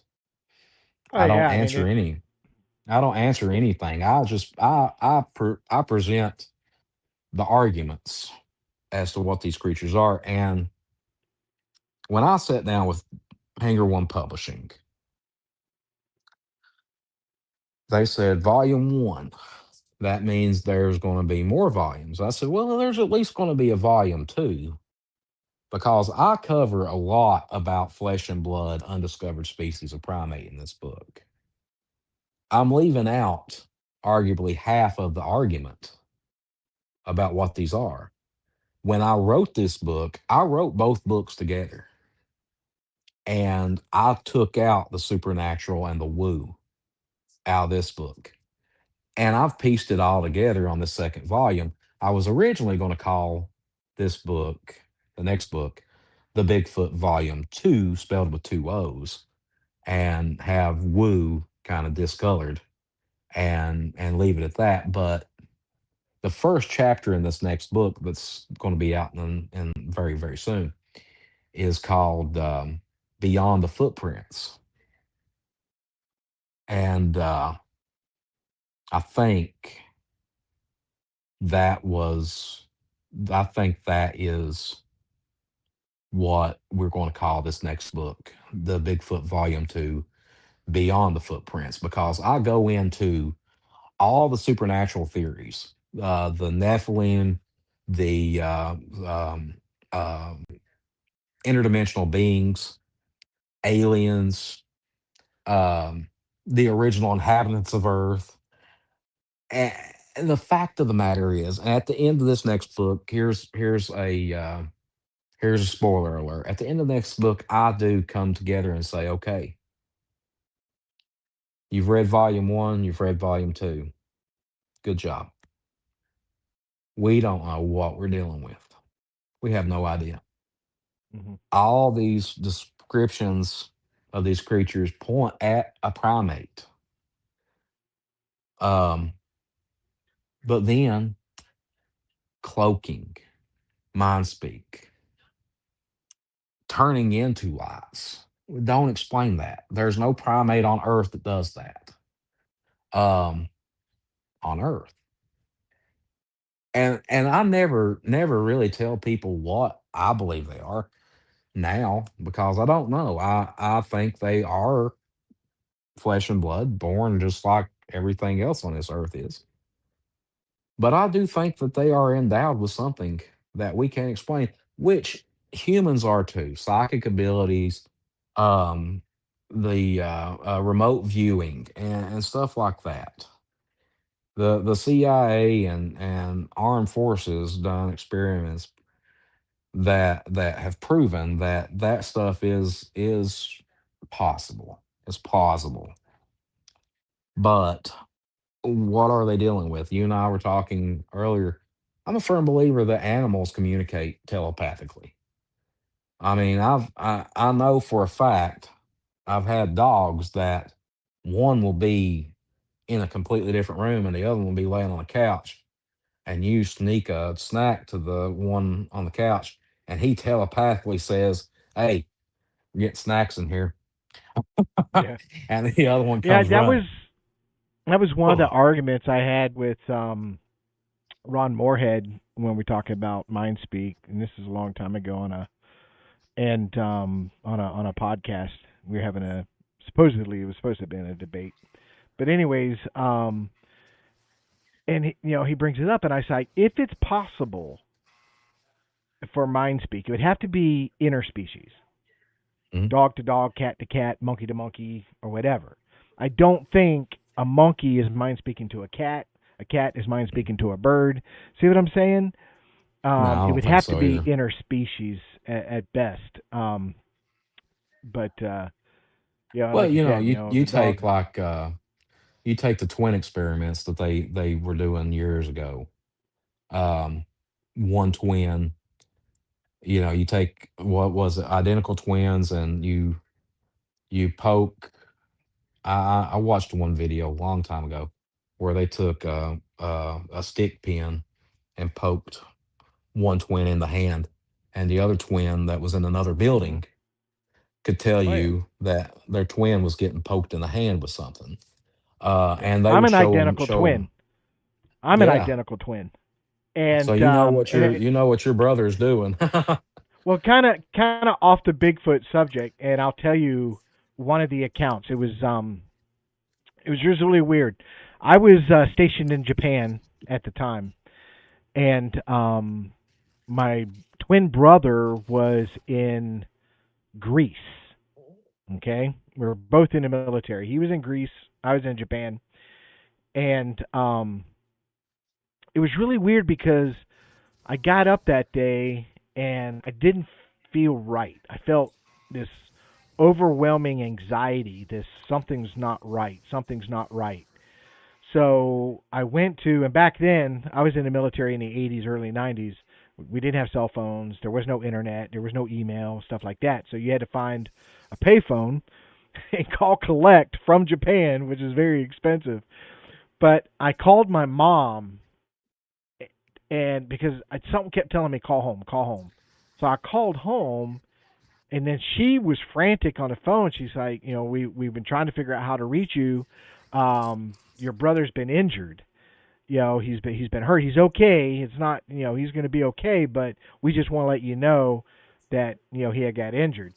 And it was just weird. It's one of those moments, and she go, and I made the comment to her, he's going to be okay.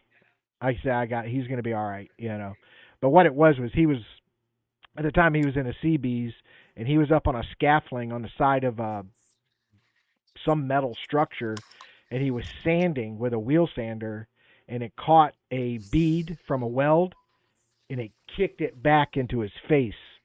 So the blade hit him in the face, and to this day, my twin has a scar right here on his chin. But he had some other damage and stuff like that. He was knocked unconscious, so he's hanging from this scaffolding. They had to go up and get him, and all this ordeal and stuff like that. But that we kind of rack it up that I had that same gut feeling all the way in Japan that something wasn't right. And you can attest that to some kind of unknown telepathic ability. And like you said, with interspecies, uh, dogs, no doubt in my mind, they talk to each other. I've had too many pets in my life to know that they don't talk to each other. Cows, you know, we talk about infrasound a lot in this stuff, and we got hit. Terry Wendell and I got hit with something one night in South Carolina a few years ago, and he and I both had the same experience, and it felt like static electricity. And some Bigfooters call it being zapped, and I never felt that in my life, especially out in the woods. But it felt like static electricity was building up in my chest, and Terry was feeling the same thing. But when we backed up, we quit feeling it. So we were getting hit with something, and we knew that there was something out there. We never saw anything definitive we could say was a Bigfoot, but there was something out there. Um, Terry tells a story all the time. We heard vocalizations that night that will blow your mind. Uh, and the best part about it, Rick, we don't have any proof of it. Hmm.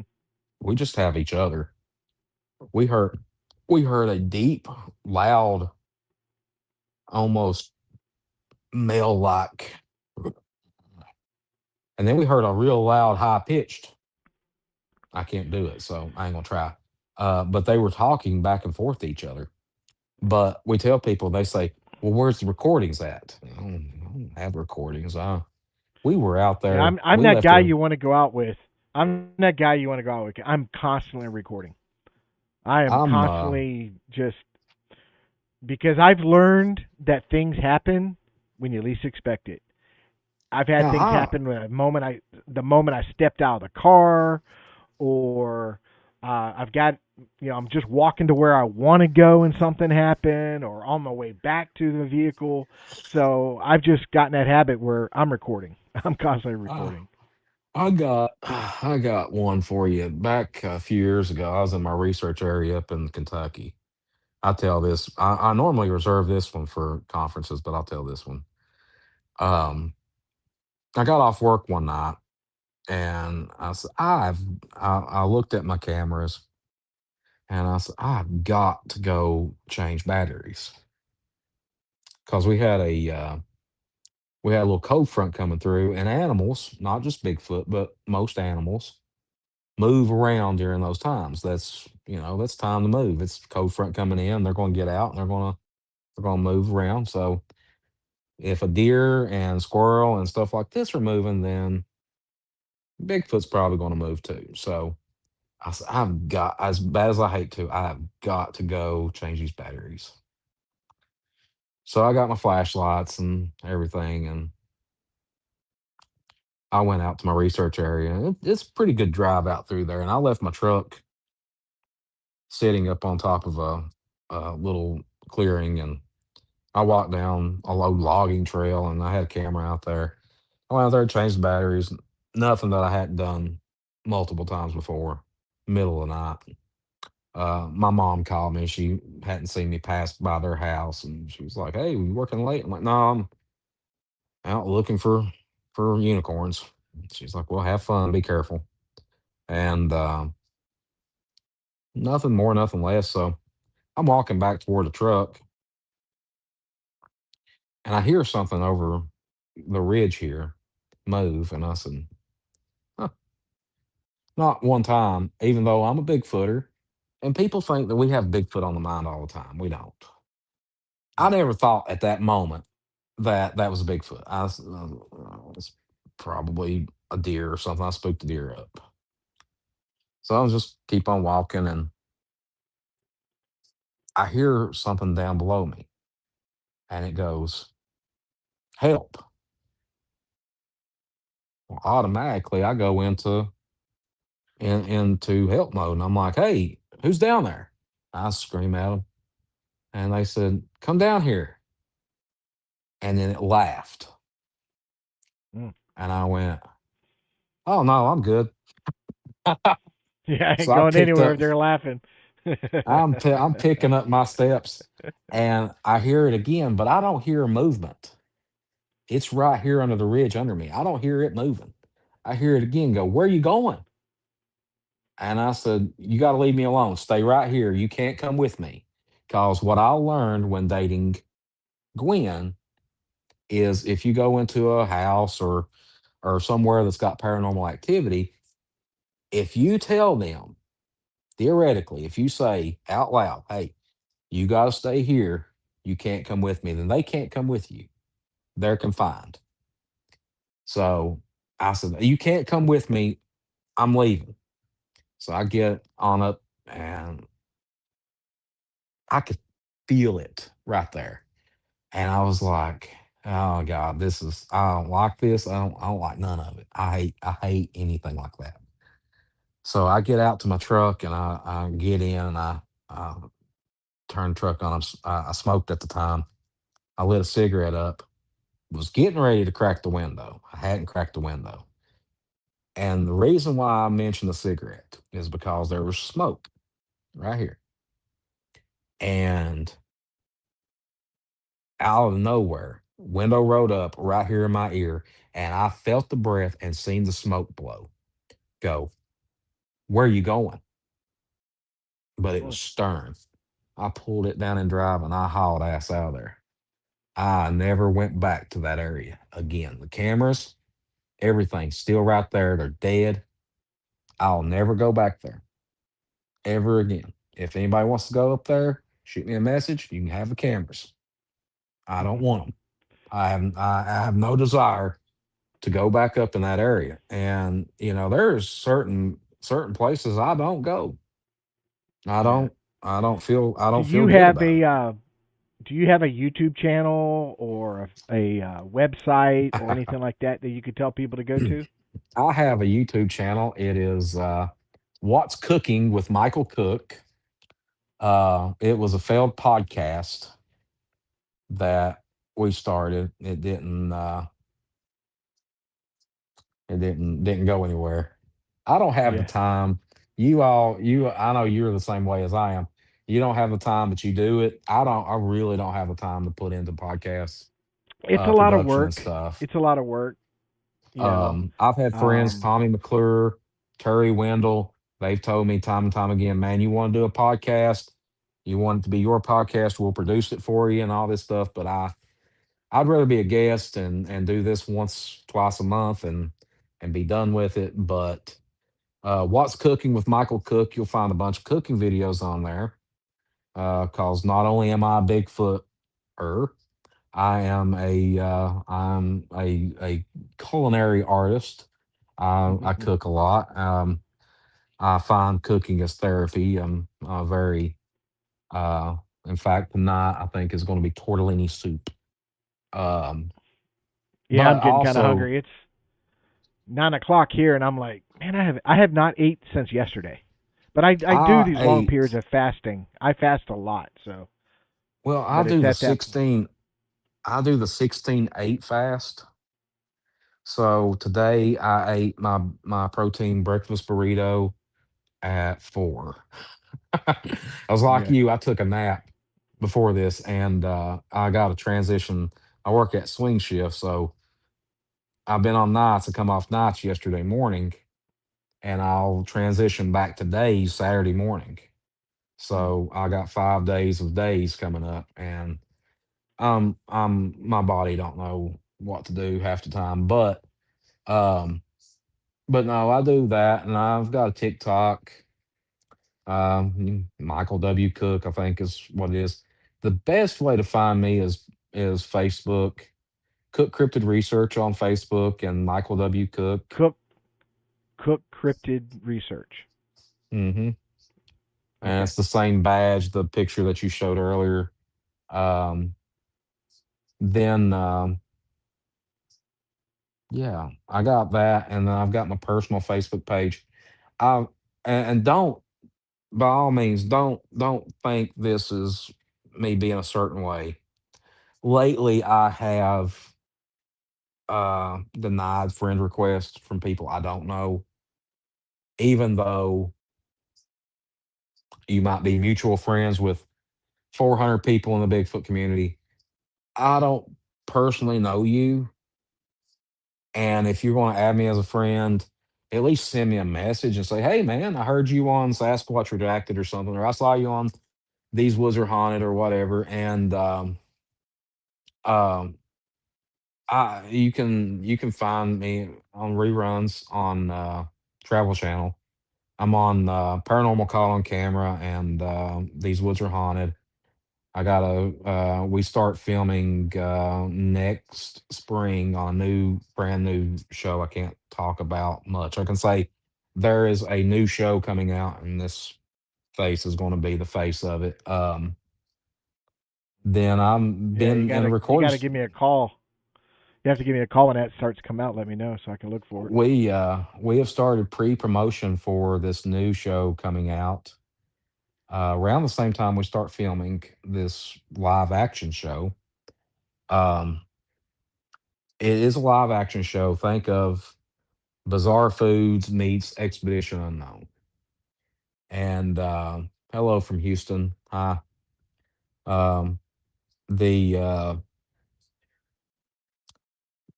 Think of it as Bizarre Foods goes Expedition Unknown, and we'll leave it at that. But we started doing pre-promotion on this stuff for the last 12 months. I have been in the recording studio at least once a week doing voiceover work for a new cartoon coming out. And it's Oh, nice. called Bigfoot and Friends Cryptid Rescue Team. And I play, surprise, surprise, I play a Bigfoot. Um, you will never know that it's me though. Like if you just pull the show up when it comes out on Discovery Kids and um and listen Now to how it, they you'll gonna make think now how they gonna make 5'9" look 6'9"? I have no idea. I had to do a I have seen the storyboards. They've got my character. He's got my proportions, but he's a little bit bigger. I had to do this weird thing last summer. I had to shave all this off, and that was horrible because I lose 10 years quick. I had to shave all this off, and they put these dots. They glued these dots all over my face and even on my ears. And I had to sit in front of a camera like this. It's about like that. And I had to do this Mhm. for about 5 hours. And I had to look this way and that way. And it's for an episode. The whole show is animated. It's cartoon. It's for an episode that kind of. I'm trying to think of how I can say this without giving too much away. And they calling me and telling me you said this. It's kind of like Yeah, don't do it. Don't do it. they cross over to a dimension where things are more 3D and everything. Here's the crazy thing though, Rick. I play Hillbilly Squatch. His whole name is Hillis William Squatchington. Um, he's a little Bigfoot, and the premise of the show is the Mothman. This guy has been captured by the Men in Black and taken to an unknown location. And it is up to me and a team of cryptids to go find him. And I think we're looking at an 11 episode run for the first season. And you'll have characters like the Loch Ness Monster. She is pretty cool. You have the Chupacabra, um, a variation of the Mothman, one of the Mothmen. You have another Bigfoot. He's a Yowie. I play his voice too. He's an Australian Yowie. I played three different voices in the show, and the last voice is the one that I've liked the most because it's me. I don't have to put no accent on it. I don't have to do anything Well, when like you that. I can, play. yeah, when you can get more into it, we'll have to have you back on the show so you could promote it and I let us have know where we can go to I've been see able all I've this been stuff. able to be myself on this character. He is a Bigfoot researcher who joins the team of cryptids unknowingly, and and by the way, I'm saying this word for word of what I can say and what I can't say. So, he joins the team of cryptids and all this stuff. I also, for those of you that know me, I've also been doing the soundtrack. We have it's a lot of songs you and I will be will like. It's a lot of Journey, some Guns N' Roses stuff, and Hmm. it's yeah, I've been recording a soundtrack for that too. But the it looks Discovery Kids has picked it up, so it'll be, once we get everything done, all the voiceover work done, animation is working right now. I've seen some clips and stuff that is beautiful. The colors they're using is just beautiful. It's not like cartoons. I think the best cartoons were when we were kids, Bugs Bunny, and stuff like that. Flintstones. I thought those were the best cartoons. Yeah. But this one, I always wanted to be a cartoon character. My brother says, "Well, you've always been a cartoon character." So, but no, I don't know. it's I've going to had be people say something. when they look into my eyes, they see a cartoon. Yeah. So, It's harder than what I thought it would be. You People think that it's just standing in front of a microphone and talking. If they don't like the production engineers, if they don't like how I said something, they'll hit and they'll copy and delete and say, okay, that's that it didn't even exist. Say it again. mm, This time, act more excited, or production managers and production or recording engineers are relentless. But it's fun. It's something to do. But that will be out next spring. Hopefully, I think it's in the spring sweeps uh, schedule. So once they get everything, all the you know what animation, network it's going to be on? it's going to be on Discovery Kids on Discovery Plus streaming. Okay. So that will be something. And I've got a thing I got to do. I can't. I do have a thing I've got to do in the next month. I've got to travel for that though. It's for a revamped or a rebooted show that used to be on TV. I think I'm doing one episode. Um, I think I don't know. I have to talk to him about that. But there's all kinds of stuff going on, and next year is going to open up some more time for me. I've got a few things I've got coming up here. I don't know how far your reach goes.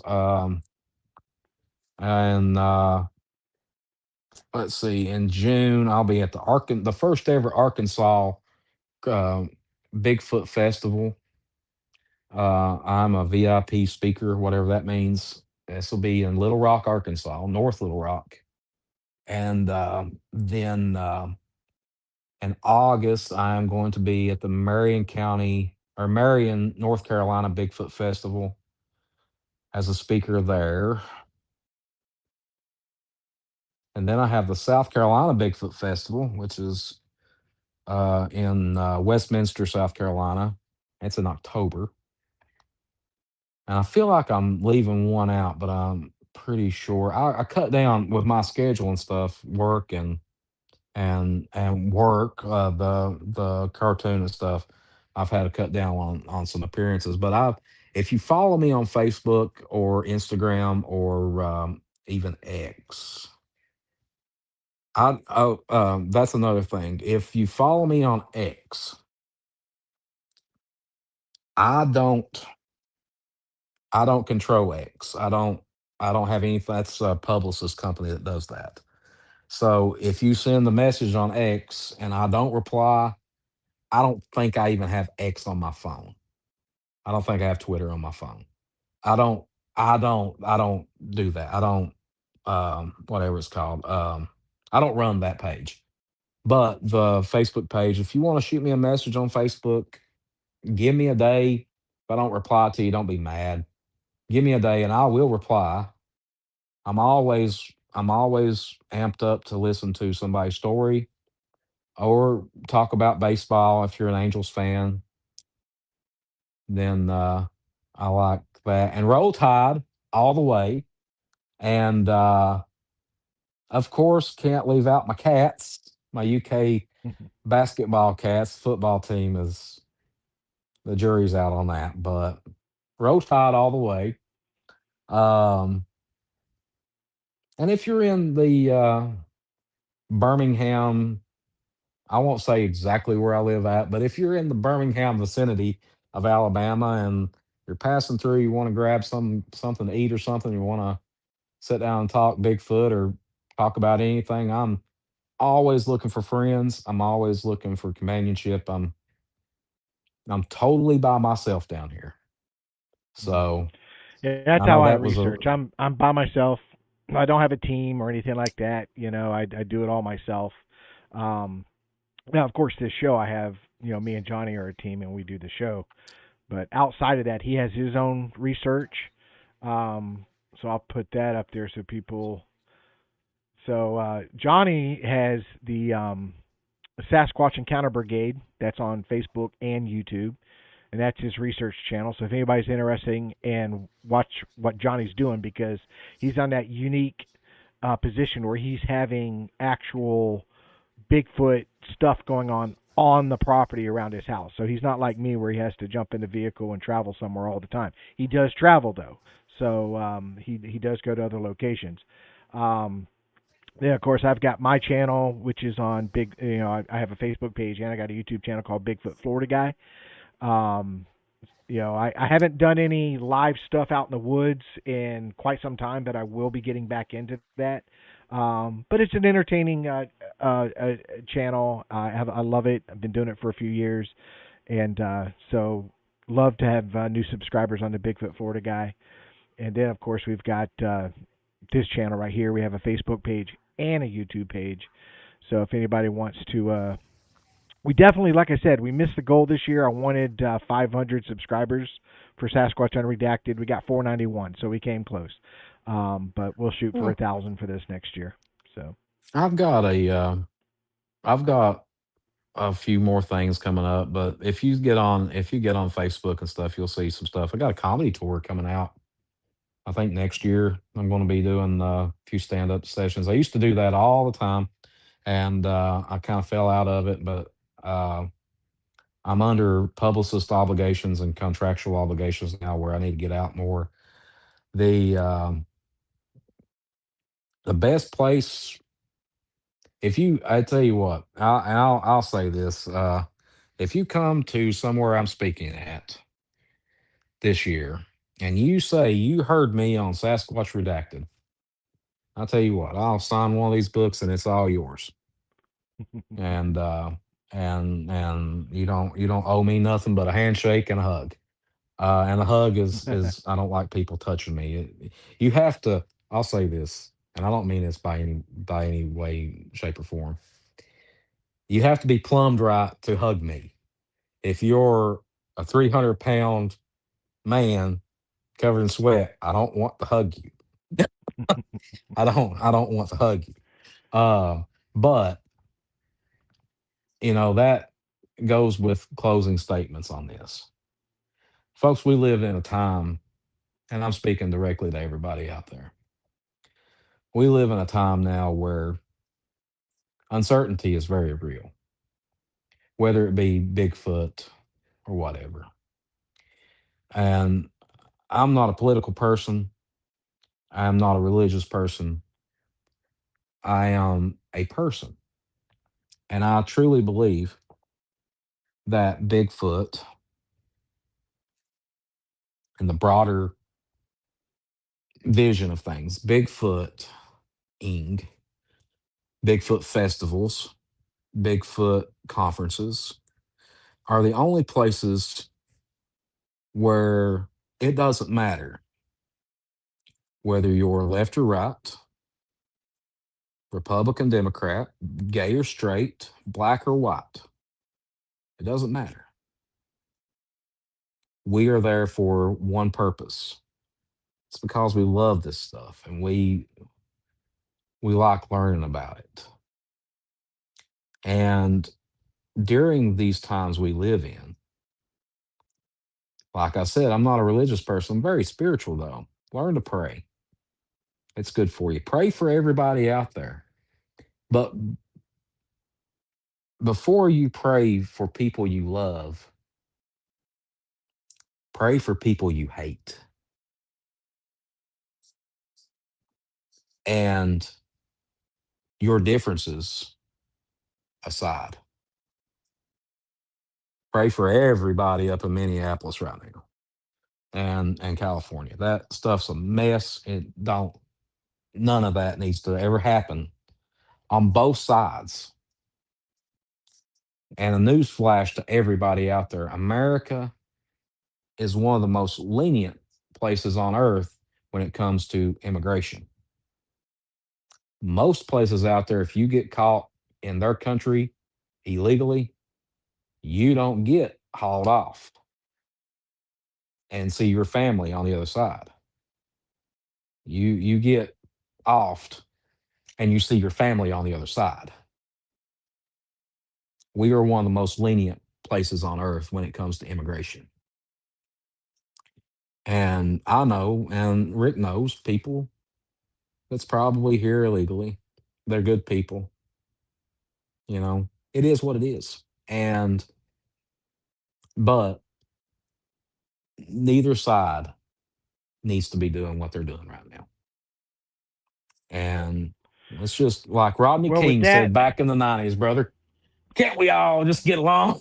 that's it. It's I always have that saying that if I hate using the word hate, but if I hate somebody, they never know it. They never know. No. Pray for the So, people you don't like more than you pray for the people you like. Those are the ones who need it. but all right. Well, this is almost 2.5 hours. It's been a great show. I'm This is gonna Joe Rogan show drop. right here. I've had some long ones. I've had some go 3 or 4 hours. I think Mike Middleton matter of fact, that was a long one. Or Frank Middleton. I don't remember. I've had some long shows, but anyways, good times, a lot of fun. I'll drop you backstage because I'll talk to you when I do the outro, and I want to pass on some information so you can get in touch with Icebox and talk to him. He's the one who put that up there. He's a Alabama fan, and Roll also has a Tide, Bigfoot baby. channel, so we can get you over there, and so I'll hook you up with him. But so everybody, check out the book. And what does he say here? Love that. I really appreciate this show. Thanks for. So if anybody, we'll throw a message up there because we're about to end this thing. It says, I love that. I really appreciate this show. Thank you for sharing your experiences, knowledge, and encounters with us. Fantastic interview, Richard, and excellent advice, Michael. Well, and it's been a while. We haven't seen you in a while, Varax. I don't know where you've been, but it's good to see you tonight, buddy. Really good to see you. So, anyways, keep me informed on what's going on in your world, and if you got big things coming up, we'll have you back on the show so you can promote those things and stuff like that. And so we'll be talking to you soon. Okay, Mike? All righty, buddy. Thank you all for listening to me. No problem, buddy. I'm going to drop you back now. All right, guys, great show. Again, stay warm. I know the whole country seems to be cold tonight. It's freezing here. Periodically, I've been checking the weather. It's freezing. It's cold. So take care of yourselves. I hope everybody's having a fantastic new year. I'm blessed. I think life is wonderful. I hope you guys are doing great. God bless each and every one of you guys. And we'll be talking to you soon. We have another guest next week. I think is going to be very exciting, a lot of fun. I got some pictures and some video, so I'm looking forward to talking to this guy. And some of you guys may recognize the video because it really blew up back in 2012. So watch us next week, and we'll have a great show. Talk to you again later, guys. God bless.